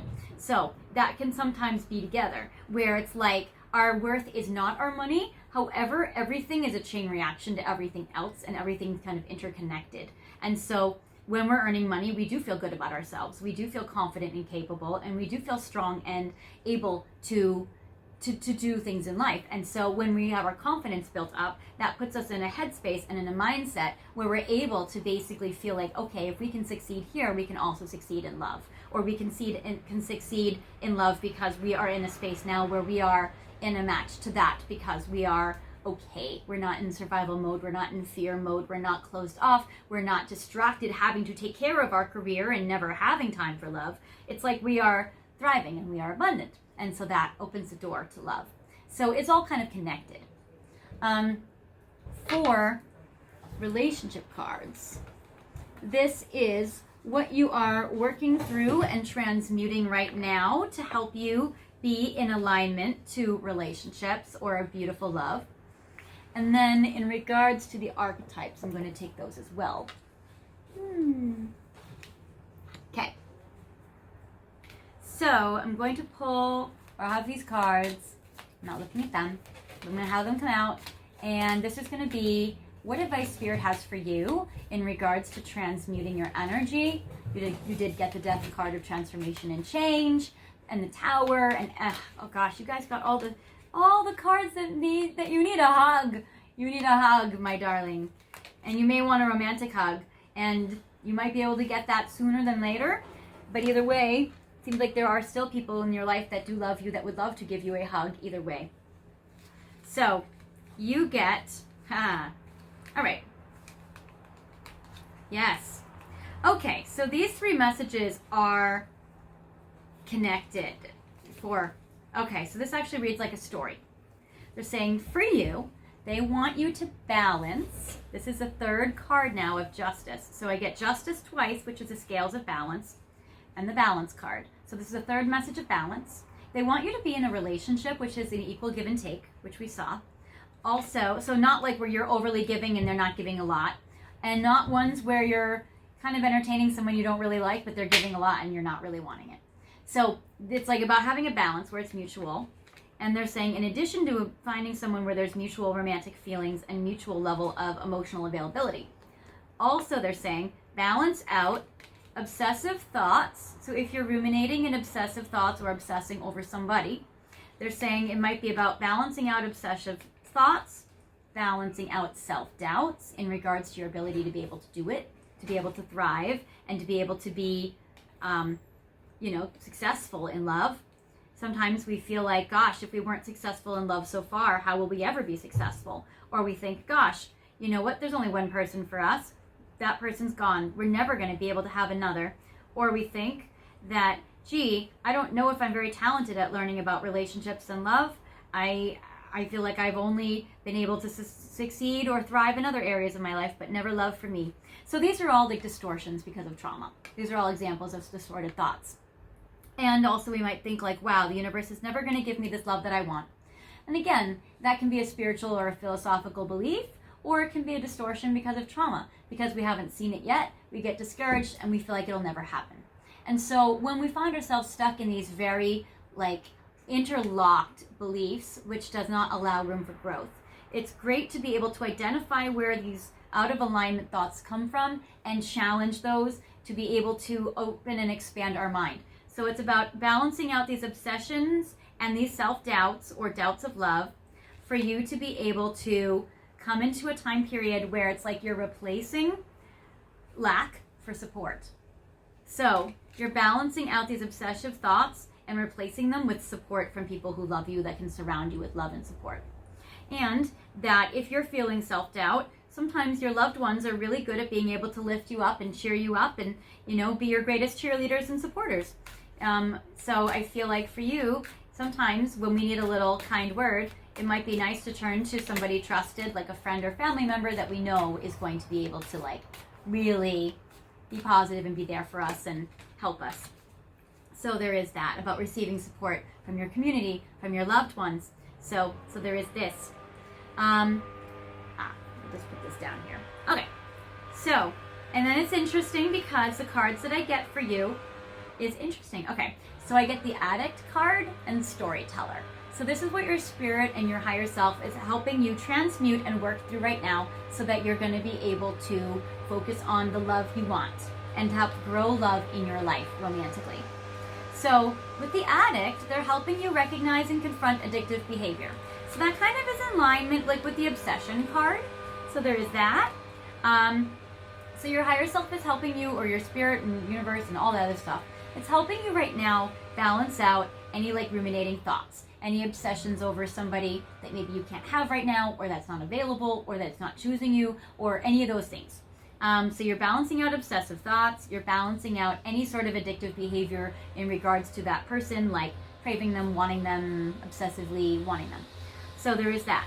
And then it also says that if you feel like in the past you've compromised your own authenticity or your own integrity in regards to choosing and making choices, they're saying that for you, that sometimes we compromise our sense of self in order to get something that we want more. So that's when we sometimes go against our authenticity in order to get love. So like people-pleasing nature can do this. We can go against our sense of self in order to keep the peace because we want to keep the peace more, because keeping the peace is a survival technique which keeps us safe, which is the bottom tier of Maslow's pyramid of needs. So basically, there are many ways that we trade something valuable that we have inside of ourselves for love. And so they're saying that for you, they're helping you transmute that behavior so that you can really be in alignment to being in just like a mutually balanced connection. So that's going to be helpful. So I like that. And if you feel like you're addicted to a person, or if you feel like you have so many like cravings and thoughts towards a person, that sometimes that can dominate our life and make it difficult to be happy in the present moment. So they're also going to help you transmute that so that you can have mindfulness and be happy and present in the current moment. So that will be great, and that will help you be open to either love from your partner, it'll shift the dynamics, or it will help you attract in a new person. With the storyteller card, it says the ability to experience and express life through stories and symbols. So for you, you are a great storyteller, which is great. But for you, sometimes you might find in your connections, are you trying to make yourself sound better than you are in order to get their attention? Or do you, because you have low self-esteem and you're having a hard time being confident in the fact that they'll like you for just who you really truly are? Or do you feel like that you're, and this may not apply to you, but do you feel like you might be kind of sometimes with the Seven of Swords, not always being honest with yourself or others as a way to receive less love? Like, do you feel like you're not honest with them about what your real needs are, and you're not really honest with them about, or yourself, in regards to your own needs or happiness, and that you're, used to accepting a lot less than you deserve because you feel like, well, at least it's better than nothing. And so that's kind of a way where sometimes we tell ourselves stories. We tell ourselves that we're maybe happy or okay with something when we're not truly, or we wish we would be happier, and maybe there's a connection that could make us happier. So there is this situation that's coming up as well. Now I want to see, let's see, what did I go? Last reading, I went right to these cards. But we have a little more time, actually. I'm looking at the time on the video camera. So I want to give a few messages now to people who do have someone in their life. They might be going through a lot of pain. A lot of these messages have been more about, like, if you don't have anyone, it seems like the situation is, not in your life where you're really having something and having something new come in, or working through some self-growth in order to have this come in, kind of like some inner healing. But I'm curious if you, I want to see what the next person will be like for you, or what the dynamic between you and the person you have your heart set on will be in the future, and how to help love grow with people that do have someone in mind, or with somebody new coming in. So first, I want to see, what will this dynamic be? How can you grow it? Yes. So I get past life love, or love from the past. So I do get this for you. And then decision. So it does seem like, without any of their, this is all about you right now. So this is about your person, but it's really about you. So I would say that with the past life love, that this is basically that you have this person from the past, you have a past life with them, or you have a past in this life with them, and you have a love with them. I would say it's a decision. So in order to help love grow in this connection, you are going to be making a decision in regards to this connection. So if this is a long-standing person, I would say that you're going to be making a decision about this connection. I'm going to shut the door. There's a gardener back there that has a loud leaf blower. All right, so I don't know how the sound is, but we're just going to continue from here, and hopefully it's not too annoying for you guys. Hopefully it's not caught in the microphone. But there is a gardener in the back with a leaf blower, obviously, right now. But I want to know, maybe he'll stop soon. I want to know in regards to this connection. So, been making a decision. Obsession. Okay. So, again, this is interesting because that's exactly what came up here, that you're balancing out. So, that is something that's really great. Also, it says that in regards to somebody from the past, or somebody that you have your heart set on, it says your emotions are so wrapped up so tightly in the situation that if you were to loosen your mental grip and really focus on the moment that you're in currently, and if you're having more mindfulness, being in this present moment, this will create space and allow movement to occur. So it may not be that you have to let go of them, but it might be that if you just shift or redirect your focus, that in a way is letting go of the obsessive part, or the overly focused on them part, and this is going to be able to help this situation. So it seems like by just redirecting your energy onto something else, that will free up this stuck, stagnant energy, and it will allow there to be movement, which is good. So it's about deciding to redirect your focus, even if it's just for now. So that's good. And then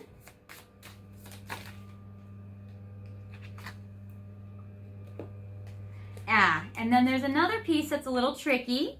Now it's interesting because since the blackberries don't have thorns, you don't have thorns. What I'm getting though is you may feel like, well, I don't have thorns, I have no way to defend myself, I don't have any protections, but it doesn't negate the fact that I'm not vulnerable. So I'm getting the vulnerability card. So you're feeling vulnerable, and then I get the acceptance card. So it's also really about being able to think about, you know, how does it feel for you in your body when you're vulnerable in love? How does it feel in your body and when you're vulnerable in relationships? Because in order to grow love in your life, you need to be able to sit with your own vulnerability and to accept your vulnerability and to allow yourself to be brave enough to share your vulnerability with someone else, and then them be also able to do all that stuff and share it with you. And it's a mutual sharing of vulnerability, and that's what intimacy is. So it's really good to be able to kind of accept your own vulnerability and to like be at peace with it, to not hate it or not feel afraid while you're in that space, and to be able to then share your truth with another. So there is that. So I feel like that's something that you guys are transmuting and working on. And it's about, how do you feel safe to be in a connection with someone when you feel like you don't have any defenses? So there is that. Let's see. For people that are having new people come in, I'm doing this deck. And then we'll go to your messages because we are starting to now get up there. So I'm going to do 5 cards for new people coming in for you at this time.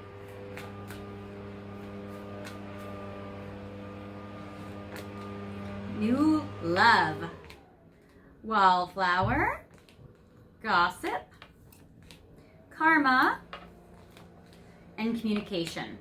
Okay, so this is very cool. So I get the new love card. So I definitely feel like there is somebody new that is coming in for those of you who want to have love. And I do feel like you want to have love and are open to having it with a new person, or don't have anyone right now and are waiting to see who's coming in. And then I get the wallflower card. So I do get for this that you may feel shy or reserved in regards to being proactive about love. But with the gossip card, I feel like this is going to happen for you when you're out with your friends. So when you're social and out with your friends, this is when this new love is going to come into your life. And I get communication. I feel like they're going to come up and talk to you right away. Also, when you look at this girl on the card too, she is on her phone. So I would say that you could also do dating apps if you wanted to, or internet online dating or social media dating, because this is about somebody doing that. Doing an app on their phone or doing social media on their phone. I would also feel like with this communication, they just may be calling and texting you a lot in an appropriate amount. So that's good. And then I get the karma card. So I get that this is kind of like good karma for you because you're a sweetheart who has a big heart and gives a lot of love to people. And so this is really like you're really due, or maybe even some of you are overdue for like this kind of sweetness and this kind of blessing.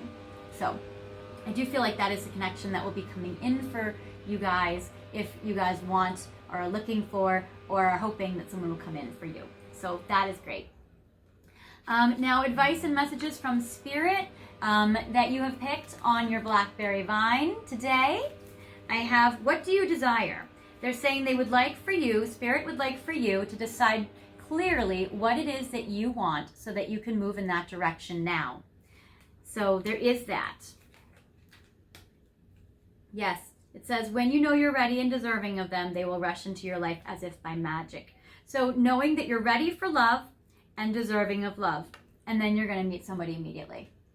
So I get there's nothing to worry about. So it definitely says no worries about having anxiety in this situation, that you are into a time period of peace.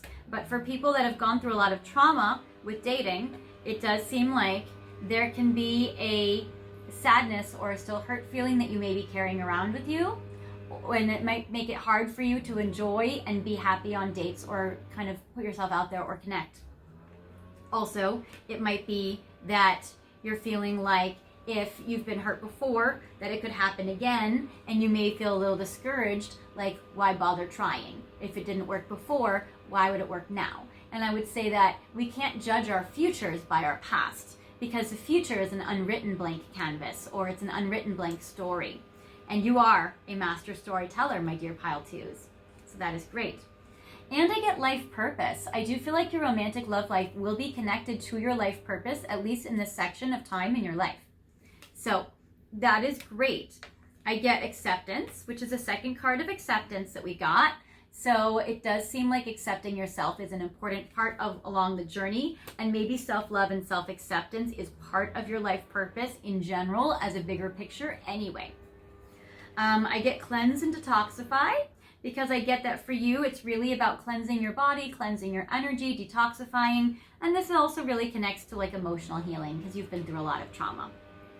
I get ground yourself. So I do feel like that for you, being grounded, being connected to the earth or to gardening or to plants or to crystals is a really good way to cleanse and detoxify your energy. So that is something that's really good. So I like that. I get listen. So this is about like listening to your higher self, listening to your intuition, and listening to your heart. And child, listening to your inner child. So you might find yourself when you're emotional and you're triggered about things, you may want to ask yourself, you know, how old do I feel right now when I'm in this emotional pain? And then ask yourself, is this something that happened recently? What age was I? What happened at that time? And most of the time, our wounds happened in the past, in our farther past, not really in the current moment or that current day. So I would say, ask yourself, how old do I feel right now? What happened in my life around that age? Again, this is kind of a deeper trauma work. So I would say if you're in a very sad state, which in these cards, it looks like you might be going through a lot of pain, you may want to work through a professional trauma therapist in order to help you heal from like regression to past childhood wounds, because that can be pretty, delicate to do. And you may want to work with a guide that is nurturing and safe to kind of, shelter you while you're going into a deep space. So I would say there's that. But I do feel like listening to your intuition and to your inner child is always a good idea for you. And I feel like that this is definitely very helpful for you right now. So that is good. And then the final message I have for you guys, I mean, this was going to be this one, but I'm changing my mind. So the final message that I have for you right now is I'm going to use the Romance Angels and pull 3 cards to represent the new love that's coming in your life, or how the love will grow, where the love is growing in regards to the connection with the person that you have your heart set on. So with you and your person, whether you know them now or they're coming in the future, I get let go of control issues. So I feel like that this person coming in is not going to be a controlling, mean person. They're going to be someone very loving and nurturing. You're not going to feel like you have to be so hyper vigilant or so on like worried about them hurting you or screwing you over. And I feel like obsessive thoughts can be a defense mechanism in themselves, as a way to figure stuff out, as a way to keep ourselves safe and protected. So that's why we can sometimes obsess over people. It's because in a way that is a defense mechanism that we have. So it's not like a prickly thorn, but it's like a craving. It also might be like a hunger. You might be hungry for this because you may feel like craving it or starving of it. But I feel like this is going to unfold naturally for you. And I get wedding. So if you guys are looking to get married or looking to have a deep commitment, this is a situation that can happen between you and the person you're thinking of, or with the new person coming in. Because I feel like as you're working through all of this psychological pieces, all these psychological pieces in this, that I would say that you're really working through this, and that's helping. And also I get finances and career. So again, that's another financial message that did come up for you in regards to this. So I would say that this situation will happen naturally. You could progress to a wedding. I feel like that's beautiful as you're doing the inner work. That's great. And then it says financial issues will no longer be a factor in your love life. So it's like you won't have yourself suffering financial stresses, and I feel like, or like financial tragedies, and your person is not going to be suffering financial tragedies. And if finances has been interfering or has been holding back this connection in some way, it seems like that will be improved so that the connection can thrive.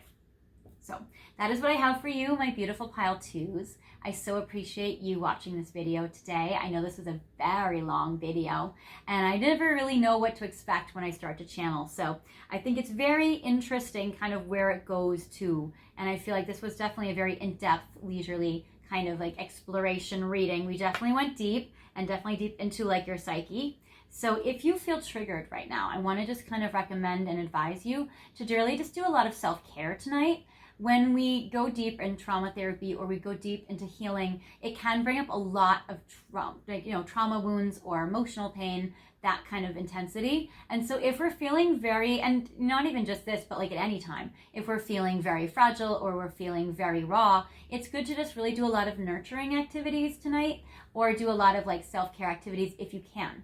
If you're too busy, then it's about trying to prioritize finding like little moments or little ways that you're able to nurture or calm or soothe yourself. Even if it's just breathing, even if it's just crying, even if it's just wrapping yourself in a blanket in the bed, and before you're going to sleep. So it's just about doing that kind of thing. You might want to find yourself surrounded by some amethyst, because I feel like that will be very healing for you at this time, and it definitely connects you to spirit, which is beautiful.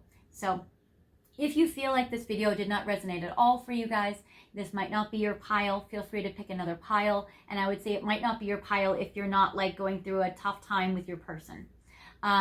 If you are going through a tough time with your person, or a tough time in love in general, or like a love history that has been rocky or tough, then I would say this is probably your pile. And if this stuff kind of doesn't resonate with you, then that's okay. Just let it go. It might be for someone else. Or you may want to just sit on it and do some reflecting, and maybe some thoughts will come up over the next few days or the next few weeks where you start to think, oh wow, actually, this is where I start to see it happening in my life. That might be what they were talking about. So it may just be about like just food for thought. If this did resonate with you, feel free to like and comment and subscribe the video. You can feel free to hit the notification bell, and that will get all sorts of videos from me, which will be fun. I can't wait to show you all different sorts of series. And if you have special requests, please let me know. I'm so happy to channel for you what you guys want to know, because I really want to help you with love. So that is what I have for you guys. I appreciate you watching all this way. And until next time, I am here for you, and I hope you take care. And I am definitely sending you all the love in my heart for love to grow in your life, because I definitely feel like it will. So until next time, take care. Bye.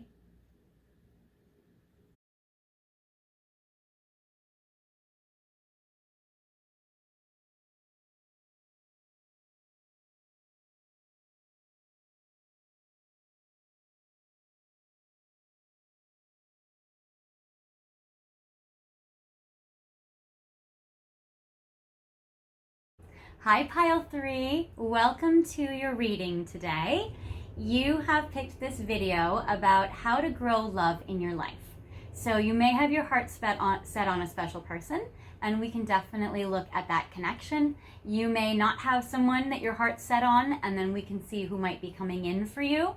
We can see what changes or transformations you can make in your life in order to cultivate more love, in order to like nurture it, and maybe what's going on in the connection between you and your person, where these dynamics might need to be shifted in order for this relationship or connection to grow. So you have picked pile 3, which outside is my grapevine. So it's a Thompson grapevine, and it's seedless. And you have picked this beautiful green fluorite heart. It's a raw fluorite, and it has like a polish on it, like it's polished a little, but it's also still kind of like chunky and raw, and it's heavy and it's beautiful, and it's like as big as my face. So it's very cool, very, very heavy, kind of a big boulder. So I'm gonna put it down. But I love fluorite. I think fluorite is a great crystal, and I love how it's a heart shape, it's green, it's right in your heart chakra. It's definitely helping, raise your vibration and your energy, opening your heart to love and to deeper love for sure. I also wore a lot of green crystals for you as well, since you picked the green cards. So this is a little fluorite pyramid that I just put on the cards to weigh it down. I also have this abalone shell ring, which I wore for you to bring in some good energy. This labradorite bracelet.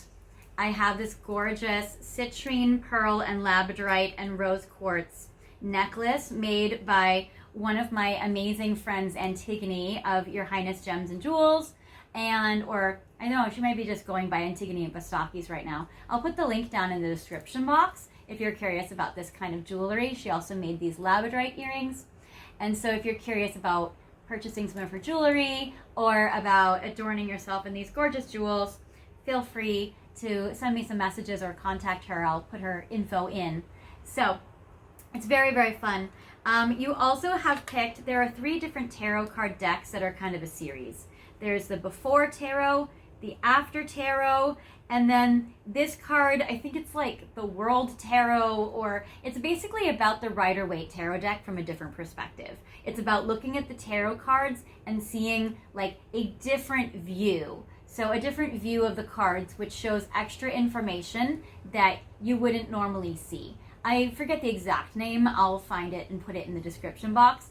But it's very cool. I have these cards that are going to be basically looking at things from a different perspective that I'm going to be putting here and using at the end of the reading as a bonus message section for you as a little reveal. I like getting into my little reveals because I feel like, why have a reading if you're only going to have a reading? If you're going to have a reading, have a little extra fun. So I like kind of having some extra little fun tidbits for you, which is very, very cool. So what I want to start with is a regular tarot card to kind of get a snapshot about what your connections look like right now in your life. So in regards to your person, in regards to maybe a new person that you haven't met, what's going on in love for you right now at this current time. Also, I want to give a thanks and a shout out to Alazia, who gave this special request for this reading. If you guys do have special requests about what you would like for me to channel for you, please feel free to leave it in the description box if you want, and then I can come up with videos that are tailor-made to specific things you guys want to know about your love life. So feel free to leave some comments down there, and I will definitely make videos and reply to you for sure. Okay, so what tarot deck do I want to use first? I like the green theme. Okay, I will go with the Good Tarot. It's just a little out of my arm's length reach. So I'm just going to stretch and get it. Excellent. All right, so what is going on with this? All right. So I'm going to pull 5 cards that will describe your situation in your love life. If there are people cards, then I would say it indicates basically there's a connection between you and a person in your life that you currently know. If there are no people cards, then I would say it probably is that you may not have someone currently, and it would be that you are going to have a new beginning with a new person, someone you have not yet met, but that will be coming up in the future for you. So the first card that I get is the 5 of Coins. It seems like you've probably had a lot of fear and anxiety about relationships and commitment, or you might be in an anxious space about love right now. I get the Princess of Coins. Here's a person. I would say this kind of symbolizes you. I get the Princess of Coins or Page of Earth. So this is an earth sign. So I would say Taurus, Capricorn, Virgo energy going on. If you are somebody that identifies as someone who is interested in women, I would say that the woman also could be a Virgo, Taurus, or Capricorn. So there is that. Or you could be interested in somebody, if this is your person, this would be maybe somebody in their feminine energy. There is that. I get the Love card. So this is the Lovers, which is beautiful. So I feel like you might be in love with this person, but have a lot of anxiety about it. Or you yourself may be in love with someone who has a lot of anxiety. So there is this. I feel like all you want right now is just to cuddle and nurture and be like loved and hugged by the person you love. This is like a lot of touch, a lot of cuddling. It does seem like you really want that embrace from your loved one. And I get the Transformation card. So I do get, this is the Death card, but it's about change and transformation. So I feel like you're trying to work through and change and transmute your anxiety that you have in regards to love. and I get the Queen of Fire. So I'm getting a princess and a queen here. This may be a lesbian relationship or a bisexual relationship for some of you watching. For others of you watching, you might be going from being more grounded and overly practical to now kind of coming into your bravery and your courage. And I feel like that's how you're transforming your energy to be open to love. So for you, how you're going to be able to make love grow more in your life, or how to have love grow more, is really about transmuting your anxiety and coming more into your passion, your courage, your bravery, and, you know, coming into like your fire, basically. So now I'm going to get 5 more cards and get some more information.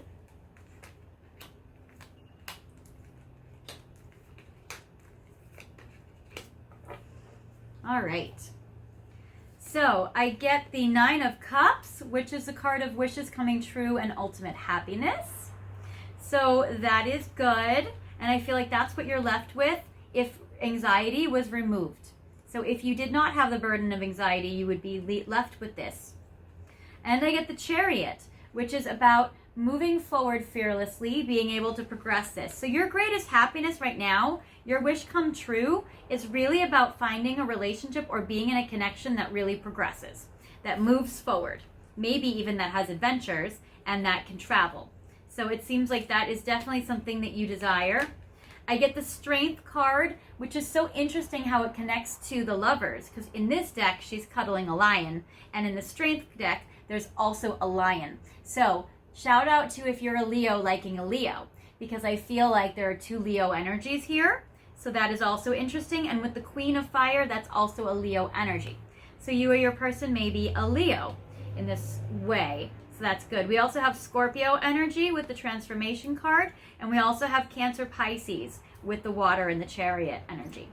So we have those. Ooh, we have the World and we have the Moon. So again, more Cancer energy. So that is cool. So I do feel like for you, you may sometimes feel very overwhelmed and confused by either the state of the world with the World card or by kind of like the side effects of the world. For instance, as an example, if you have anxiety in regards to, let's say, like COVID or the war or that kind of thing, there may be external circumstances that are happening that are affecting your love life and your emotions. So there is that. And also I would say that when I said the war, I was thinking about the Ukraine-Russia war, but also because this is global reading, I know a lot of you are in countries outside the US where I am, and so you might have a war in your current countries, or you may feel like there's a lot of like danger or around. So you also may have like actual survival, struggles and challenges. So there is this. So I would say that for you, I feel like your greatest joy and your desire right now is to really be able to transmute your worries and anxieties so that you can really ground in the romantic love, and that would make you really happy, and then you would be able to progress this forward, and you would also transmute your anxiety so you would feel confident and brave. So that's kind of like a starting message that I have for you right now, pile 3. Now I'm going to see a little bit of this Twin Flame Journey Tarot. I want to see what's going on in this, and I want to see what kind of love relationship dynamic is coming up for you in the future. Okay.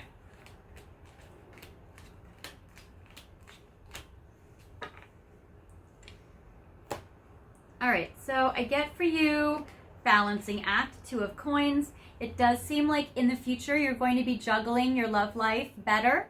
So for you, time management might be a situation or a scenario that needs some help in your life, where I feel like you're wanting to be able to be focused somewhere, but that you might find yourself needing to have a little bit more time management or balance.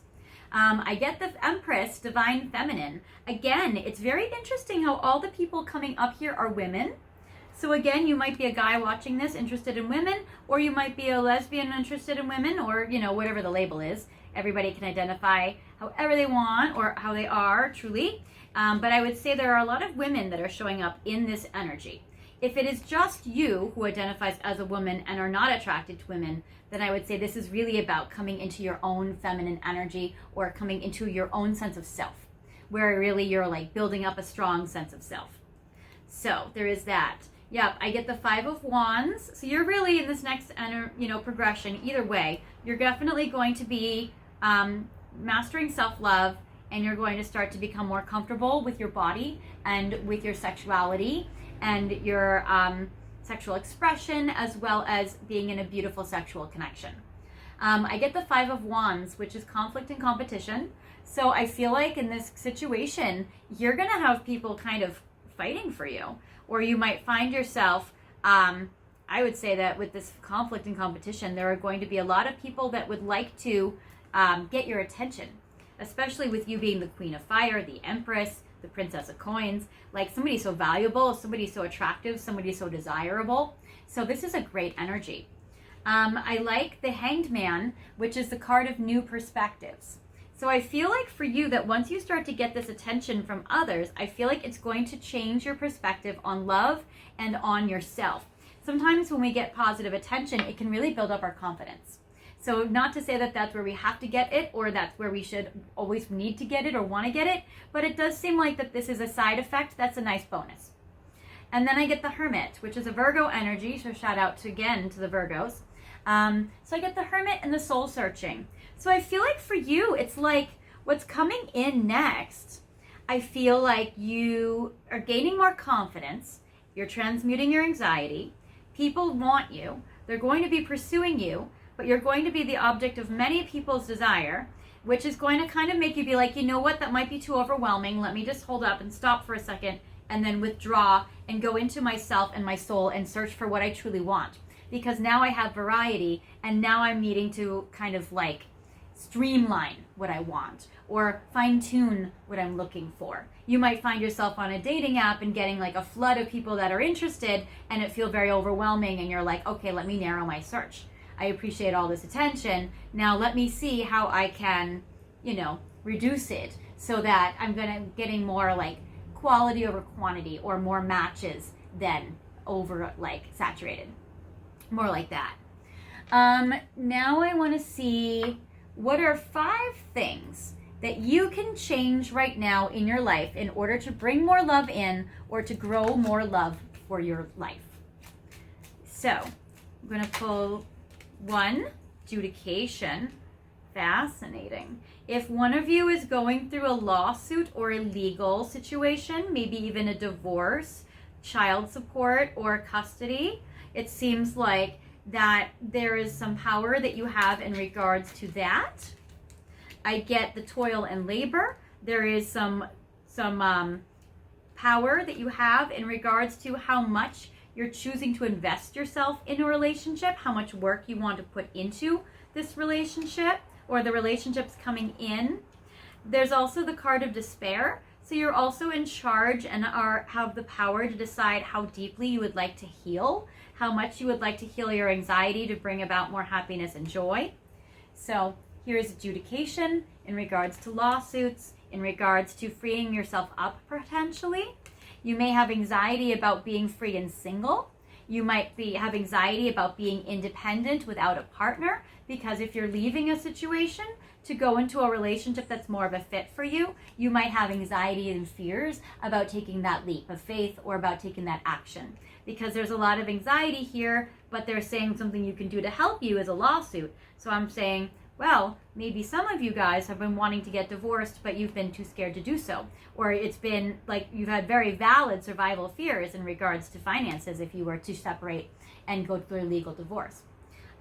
So toil and labor, you're choosing to see how much you would like to invest in a new connection, or in this connection you're in now, how much hard work you would like to put into relationships, as well as despair in regards to how much you would like to choose to heal.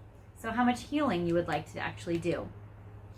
Then I get for you the Courthouse. So funny, can't make this up. Again, I'll put this by the Judication card, because there's definitely some lawsuit courthouse stuff that is a situation. So there is this, and then Distant Horizons. They're saying for you with Distant Horizons is about long-term goals. So they're saying, think about how do you want to get to your long-term goals of what you truly, truly, truly want, and what do you need to file at a courthouse in order to make that happen? Are you guys needing to get a marriage license? Are you guys needing to get custody papers? Are you guys needing to get, what are you needing to get at a lawsuit for adjudication in order to make your long-term goals a reality? So there is this. Do you need a lawyer? So there's that kind of energy. It seems like this is all preparing you to grow more love.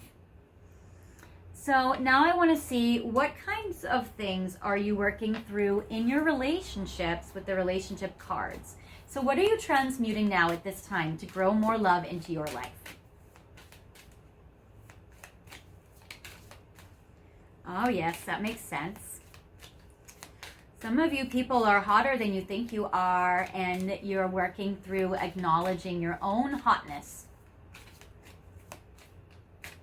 You may feel like you're not quite desirable enough, and you're working through that. All right. All right. Okay, so first of all, I get the card of attraction. So with the Queen of Fire that shows up and the Empress, it seems like you're working through right now, knowing that you're beautiful, handsome, attractive, sexy, gorgeous, all of that. So there is this. It says, get ready and stay open to possibilities. Again, that conflict card, the competition. A lot of people coming in for you, maybe like 5 people that would like to date you. You are a powerful magnet, drawing the perfect people and situations into your life now. So you're attracting these people in. They're very attracted to you, and I like how these possibilities and situations are going to be very beneficial for you. So this is actually very wonderful. Sometimes people are very, very attractive and they don't know they are, they don't think they are, or they underestimate themselves because body image issues or body dysmorphia is a real thing. And I would say if you feel like you may have an eating disorder or disordered eating or really strong distorted views of your body, if you feel like you're not ever happy with your physical appearance and that it holds you back from dating, relationships, and love, I would say that you may want to get some therapy for that, because that's very common and very helpful to remove some blocks to love. So if that pertains to you, then I would encourage you to do so, because that always helps. I get the Union card. So for you, you're really working through this situation in regards to either if you're in a relationship that's not happy, that you're going to leave it for somebody that is happy, or for leaving it for yourself, where you become happy and then you find the right relationship for you. Or if the situation between you and your person or a new person coming in is the right relationship for you, it does make you happy, then I foresee marriage for you. So that is beautiful. I feel like you're transmuting any resistance to marriage. Or even union in general. So there is that. So it says you and the person you're meant to be with, the person that you're growing in love with. You are brought together by the belief that in partnership you can be better, stronger, kinder, and more generous than you can be on your own. Which is very true, because sometimes there is really only so far that we can go on our own, and that a partner is actually a complement to our energy, that they are someone that we can go through life with and have our life be better because of, and that we are a true partner with that person and make each other's lives both better. So there is this. Also, we can achieve more on our own. Sometimes we can live in better places. We can pay for things as a joint together. Like sometimes there are ways where having multiple incomes just makes your life easier. And again, that's not the motivation for being in love. That's not the motivation for relationships. But by not feeling like you always have to be on your own all the time, independent, doing it only yourself, having a partner is supposed to actually be that there's better with 2 people than just 1. So there is this. And it says, in a sacred marriage, love reveals its true nature. So when a marriage is sacred, or when a relationship is sacred, then love can be kind of utilized in like the form it's always meant to be looked at as. Because in life, things can get pretty traumatic and distorted. But in a relationship where you are each other's sanctuary and where it is very sacred, then it's a situation where you're able to actually have it be a blessing, and have it be, it's like what it's intended to be, which is beautiful. I do get children. If you do feel like you have kids, I do feel like that there is something that will transmute in your life so that you can be able to be a good parent and give your kids what you need to, and also be in a beautiful, loving relationship. Or that you yourself are nurturing your own inner child, especially if you have body dysmorphia wounds, and it seems like that you are going to be giving love and nurturing to your inner child. So there is this. So this is great, and it says that you're being asked to connect to your innocence. and that by being playful and lightening up, that you're actually going to be transmuting your anxiety. So when you're in joy, when you're in fun, when you're in playing, you're not in anxiety and you're in a different headspace. So that's going to be able to help you bring in the relationship that you're looking for, or enhance the happiness and the fun in the relationship you want. I get surrender. So there is sometimes when we have anxiety, we want to control things so we feel safe. So for this, they're saying that the universe or spirit is helping you be able to let go and relax when you're safe to do so, in order to have love come in or enjoy the love that's in your life. So it says that also, if you have certain expectations, plans, and fears regarding love, that these expectations are going to be surrendered, or these plans, you're going to be more flexible and fluid. With the fears, you're going to feel a lot less rigid and overly protective, and you're going to start to feel safer. It says you can follow cues and then take inspired action and stay open. The divine plan for your life is far better than anything you could even imagine. So they want to let you know this as well, which I feel like, yes, it's a transmuting, but also I feel like this is also a divine message for you. Now I want to see what archetypes you are transmuting right now in order to have love grow deeper in your life. So what is transmuting and changing in you? You do get the transformation card in order for you to have the love life you want. So I get for you slave. So it's interesting when it comes to you're working through these situations in regards to commitment and marriage, because sometimes we feel like marriage can be a form of slavery, or we can feel like chained to it, especially if you've had past relationships where you haven't had your freedom, where you have had to like slave away, where you've had to work like overly hard in a relationship and it's been like, you know, traumatic. They're saying that for you, surrendering, which you just got, your power of choice to the divine with complete trust. So basically what this means is, in a relationship, it's always important for us to know that we have the power of choice. Sometimes we are in our anxiety so much that it's very, very hard to trust that we will be safe, that we will be okay, that the universe has our back, or that the relationship that we're in is a safe relationship for us to be able to be emotionally open and vulnerable and loving. It says that right now that you're working through being able to like work through trust in a relationship. So that's going to be something that you're working through right now. And as you're processing it and transmuting it, this is going to be able to help you grow more love in your life. And the shadow side of slave, it says giving your willpower to an external authority out of fear of making your own choices.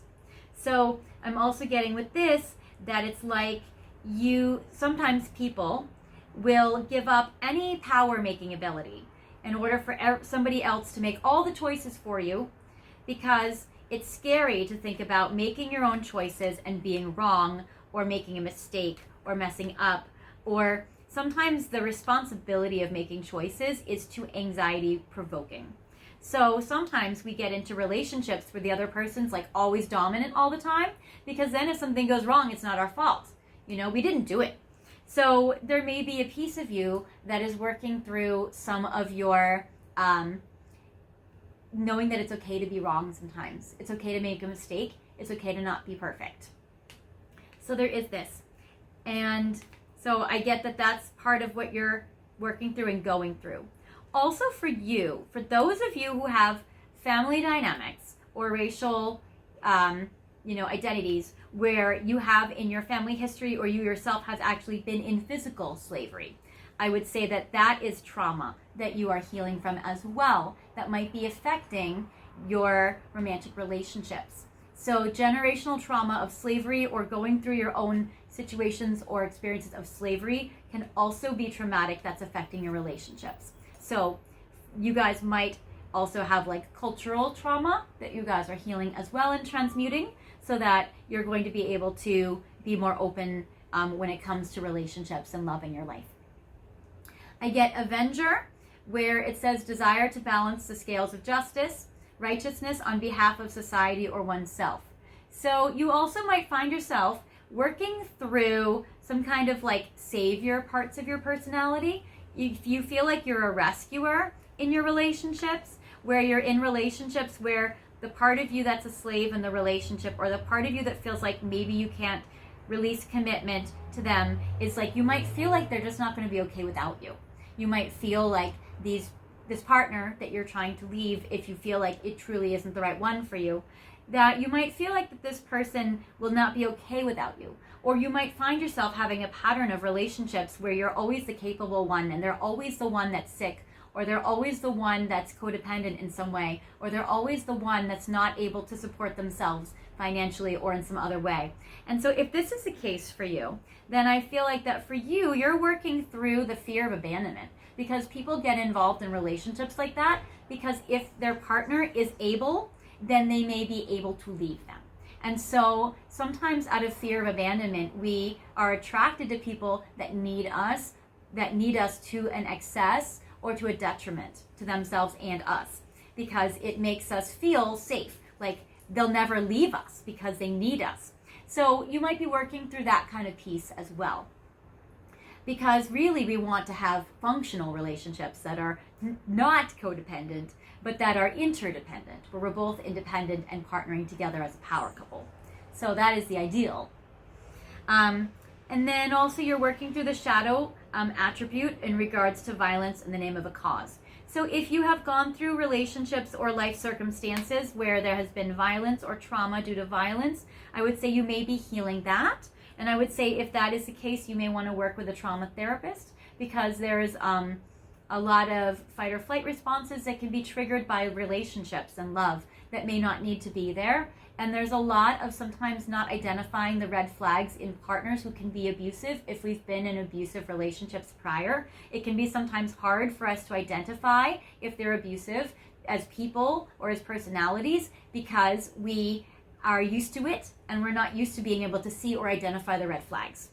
So that's another piece of stuff that you might be transmuting as well in your own energy as you move forward. So there is this. Now I want to see what blessings are coming up in your relationship, either between you and your person or as a new relationship coming in. So what blessings are coming in your future in regards to love and in relationships? Okay, I'm going to take all these unicorns. All right. Nice, nice, nice, nice, nice, nice. Okay. So, number one, you're going to get into a relationship with somebody, or you may be in a relationship with someone with pets. So I do get that pets and animals are going to be a factor or a highlight in this relationship that you're growing into right now. So that's beautiful. Also, I feel like you're going to be in a relationship where you can feel free and safe to just be yourself, and that you will be loved and nurtured just for who you are. That you don't have to change yourself to fit somebody's ideal mold, that you can just be you, and that they will love you just how you are. I get that you are gifted, so I do feel like that you are a very gifted, talented person, and the person that you will pair with will be able to appreciate you and honor you as the gift that you are. I do get that this next connection coming in, you're going to be able to talk about your feelings in a way with them where they do feel very receptive. They're good listeners. They're very empathic, and they're going to be able to really validate your experience. So I think that's very beautiful. So you're definitely going to have good communication in your next connection, or in the connection that you're growing into right now. I get to try something new. So this might be a new kind of experience for you. So I feel like either you're going to try something new in this current dynamic, or with the person that's currently in your life, or you're going to try something where this new person coming in is going to have all new hobbies, all new interests, all new pieces to their personality, all new experiences, that you're going to be able to be kind of like entering into that world. So it's going to be a fun, exciting thing for you to do something new that you haven't done before. And it's like a refreshing breath of fresh air and a new energy. And then I get love heals fear. So I feel like as you're giving yourself this self-love, that's rebuilding your sense of trust and safety and faith in yourself. That's going to be able to restore yourself. As you're giving love to your physical appearance and to your body and to your sexuality, you're going to start to overcome your anxiety in regards to the way that you look, in regards to the way that you are as a person, in regards to maybe your sexual preferences, if that applies to you, in regards to all that stuff you have anxiety about. So as you give yourself love and nurturing, and as you heal your traumas so you feel a sense of safety in the world, that's going to heal the fear and the anxiety in you, which is going to open up the deeper love. So it's like the love heals the fear, and then as the fear is healed, it deepens the love. And it's like a beautiful cycle. So it feeds back onto itself and amplifies. So that's beautiful. Now I want to see for you some messages of love cards. I want to know and see for you what is going to be the energy in this relationship that you're going to be in as you move forward, either with your current person or with a new person. Okay, that's a lot of messages, but we'll take them all because we have time. All right. Your pile is a little more straightforward than the other piles. The other ones were a lot like more trauma. And I feel like with this, you may have trauma as well, but it seems like maybe you have worked through a lot of your trauma, but it does seem like it's good. I do feel like this next connection, or the love you're growing into, it is going to be one that you feel very safe and protected. So I feel like they will protect you, and I also feel like you don't need to feel like you have to be protected from them, which is a big deal. I get put away the computer, so I get that you're going to be able to spend more quality time together where you're not on social media as much because you're with them in person. I do feel like this next connection, or the one you're growing into, is you're going to be able to work with them to overcome any obstacles and challenges that life just inherently has. And I feel like it's not going to be an obstacle in regards to getting together. The getting together part seems free-flowing and easy. I get the here and now. So most of you actually do have this person in your life currently. And that might be why it's a little easier, because you guys have made progress with them so far. But I do get here and now. So I feel like this is probably a good connection that you guys are just deepening. So there is that. Or there may be someone that's already part of your life that you don't recognize as a romantic partner, but that will make themselves more obvious. I get trust, and again, I do feel like you are working through some trust or trust issues here. So that's natural and understandable. I get obsession. So there may be some ruminating thoughts and anxiety. There can be kind of cycles that we get stuck in, or spirals we get stuck in.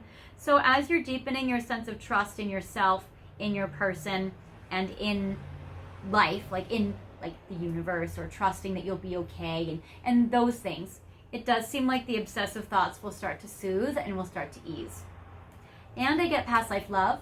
So I do feel like that for you, the connection that you're going to be connecting with, or are connecting with, is someone that you've had a past life with or have been with in the past. And I feel like this is very romantic and very beautiful. And then I get time apart. So I also get for you that you may feel that for those of you that do feel like they want a divorce, or they do want to leave their relationships, then it does seem like for that your time apart from your past person will be a very important piece to you moving forward, growing the love you have in your life.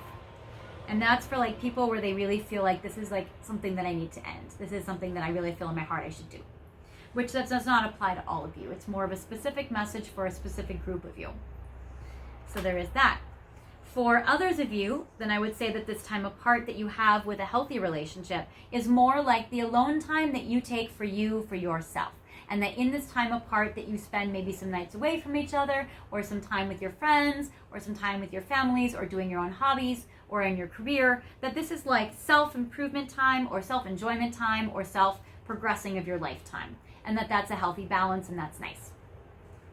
Now I'm going to get to your 10 tarot cards right now, and we're going to see a new perspective on traditional tarot to see what do you need to know that maybe you aren't seeing. So what do you need to see that maybe you aren't seeing? And I do have 8 cards here. So pile 1 got 10, pile 2 got 9, and you get 8. And I'm not saying that you get any less, you actually got more. But I would say that 8 might be a power number for you, or a special number. So 8, or the 8th, might be an important date for you, or an important time. Also, you got a lot of Leo energy here, so also the month of August could be important. So there are those. So the first card that I get for you is the Queen of Cups, which is beautiful. So I love this card, and it shows the queen on her throne looking down at this cup that she highly prizes. This is a queen that's very loving. It's like the Queen of Hearts. This queen is somebody where you're able to see on the back of her throne, there is an owl for wisdom. There's actually two owls. Yeah, there's an owl for wisdom. And then there's underneath the wisdom, there is a mother holding a child. So it seems like that this person, or that you have wisdom of being able to nurture and honor your own inner child, and that they're definitely guiding you as advice from spirit right now to practice that self-love, that self-nurturing, that self-parenting, that self-comforting, like you would comfort a child when you have anxiety. So when you have anxiety, it's about really nurturing oneself, because that's what's going to be behind you. That's what's going to be giving you that foundation that holds you up in this relationship that you're going to be growing into. So that will help you. As you self-soothe and self-nurture, the anxiety will calm, and then you'll find yourself more open and receptive to taking risks, and more open and receptive to giving and receiving love to them and from them. So that's beautiful. I get the Princess of, the Knave of Coins, which is the Knight of Coins. And so what's interesting is, in this card, you see that you're looking at this knight from the back, and what's beautiful is you're starting to see this building in the background. So you see this building that they have built from their hard work. And so for you, you're not a stranger to knowing that putting hard work and attention and energy and effort into a relationship will build it from the ground up. So they're saying for you, don't worry about taking it one day at a time, being consistent, and just putting in attention, love, and energy in the area that you feel your heart is in. Because that is what builds a beautiful relationship over time. And it's okay if it's day by day or slow. That's not a problem. You build a beautiful sculpture or a beautiful building or a beautiful residence. So you're building your love house, basically. And then I get for you this, literally the third lion. Okay, I get the Strength card yet again. Again, August is so important for you guys. The 8th month, Leo energy, so strong. So I get the Strength card, and what's so interesting is it seems like if you do have that savior energy, if you were resonating when I was mentioning, like some of you may have like savior parts to you, what's interesting is the advice from for this card is you see the woman that is tending to the lion, taming the savage beast. You're rescuing the lion.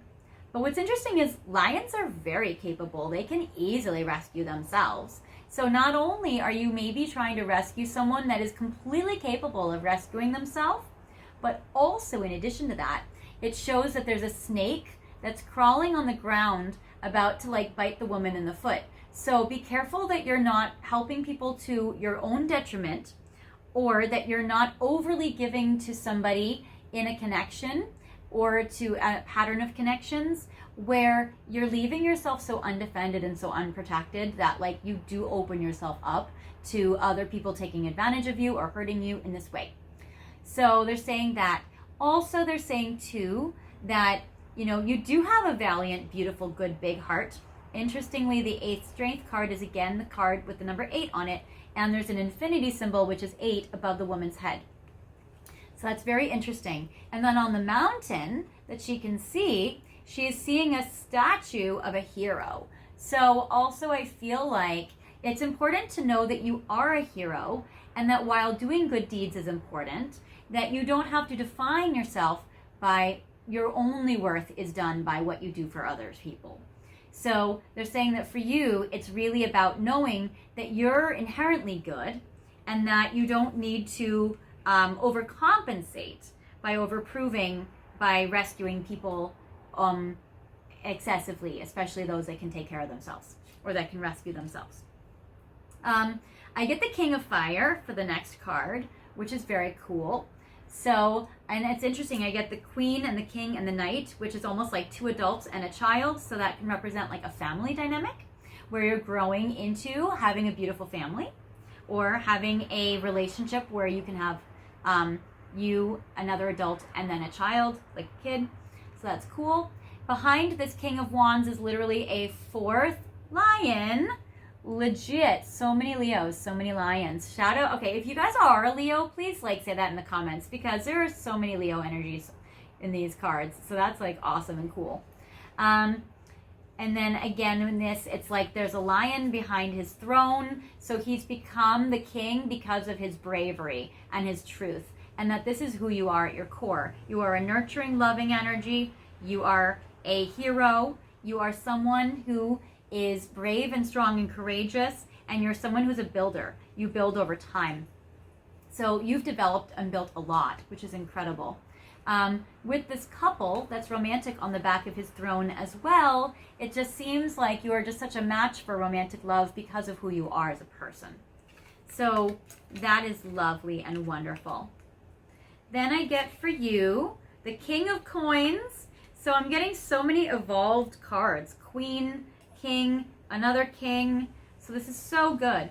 So this King of Coins is great. It shows a man who is self-made, but that is put into a great a great position of power, because their subjects know that you are able to use power wisely and lovingly, that you are a wise king.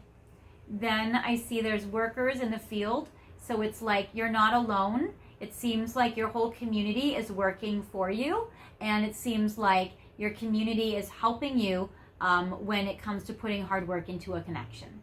So this is something that's helpful and beneficial. So it's like a relationship cannot survive isolated and alone. It's that, you need a community to be able to support a love relationship as well. I get this man fighting a bull at the top of the throne, which I feel like for this, it's like really showing your inner and physical strength. This is a Taurus card, so shout out to Tauruses. We did get some earth energy with Tauruses earlier as well. And then I get the swan, or no, it's not. I guess it's a swan. I don't know. I think it's a different bird, like an egret or something, because a pelican would have that like big beak, and then a swan would look like swan-like, different. So I don't know, maybe that's like an egret, maybe it's a crane, probably a crane. But it just shows a bird, and a bird has freedom, but they're choosing not to fly away. It's on the ground. So I would say for you, in regards to this connection or the connection you're growing into, they want to remind you that, clearly you have freedom. You totally have wings, but you're grounded, you're rooted, you're committed, and you don't feel the need to like abandon post or fly away. It's like, you can fly. You don't have to test your wings. You know they're there. You're confident in that. You're confident in your freedom, and you choose to stay because you want to, because of your heart is there, not out of savior complex and not out of obligation or duty, but that you're there because you want to be. I get the Ace of Coins, which is great. So I feel like the universe is giving you this gift of a beautiful, solid commitment that's coming up for you, or that is enhanced for you in the future. And I love the castle in the background because it represents like having a beautiful home to house your love. So that is great. That's growing. I get, oh, never mind. You guys got 9. Still 8's important for you. We got that a lot. But I get the Knave of Wands, which is the Knight of Wands. And it's interesting because you see, even though you're here, there's this woman there with a torch. So it's like she's your twin flame, or she's carrying a flame for you, or a torch, she's carrying a torch for you. So she has a lot of passion for you, a lot of feelings for you. There's definitely somebody you can be with. She is looking off in the distance the other way. So I would say that for you, that while you're getting highly recognized, you may want to look around to make sure that, you're getting the attention of the person you want. So, because I do get with the 5 of Wands, it's like a lot of people want you, but you might want this woman. You might want this person. So it's about being able to succeed and go after this person that's valuable to you. And to be with someone that has a torch for you. So I get the 10 of Wands, which is soul contracts, but also heavy burden. And it's interesting because you can see the worker in the field. That's the same worker in the field as the King of Coins. So it just says that you're not a stranger to hard work and commitment. You're used to this. You're probably very good at this. But sometimes commitment has maybe felt like too heavy a burden for you. And so if you're feeling, because I feel like you love commitment. I feel like you feel comfortable and secure in commitment. But if you feel like it's a heavy burden, you may need someone to help you carry the load of sticks so that it's not all on you. Because again, if you have a savior personality, you might find yourself always carrying 100% of the burden, and then your person isn't carrying anything because they can't be self-sufficient enough to carry anything, and now you're carrying everything and no one's giving to you, and you're feeling exhausted and burned out and weakened by this. So they're saying that for you, it's about being able to have other people that can support you and that can lift you up, a community that can also help carry the load with you.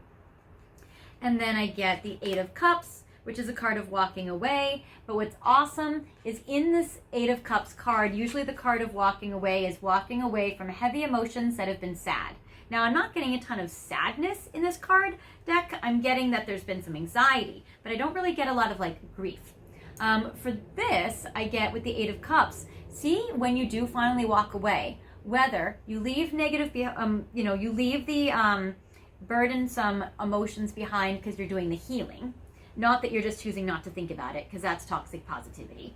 But, if you feel like you're really healing and releasing and letting go of any painful emotions that have held you back, any grief or any sadness that has held you back, that actually you're moving onto dry land. So you're getting lighter, you're getting freer. And then you're literally, all the fireworks are going off in the background for you. So it's like a celebration. So as you're walking away, it's like the universe is going to be celebrating for you. So this is a fantastic card. So if you've been wondering about leaving a relationship that you know is wrong for you, then they're saying that if you were to do so, that you're going to actually feel so celebrated and so happy about this. You're going to feel very, very, very happy. Now, I'm just so confused about what is on this person's face. I want to say it's like a mask, or is it just that like this card is scraped up? I can't tell.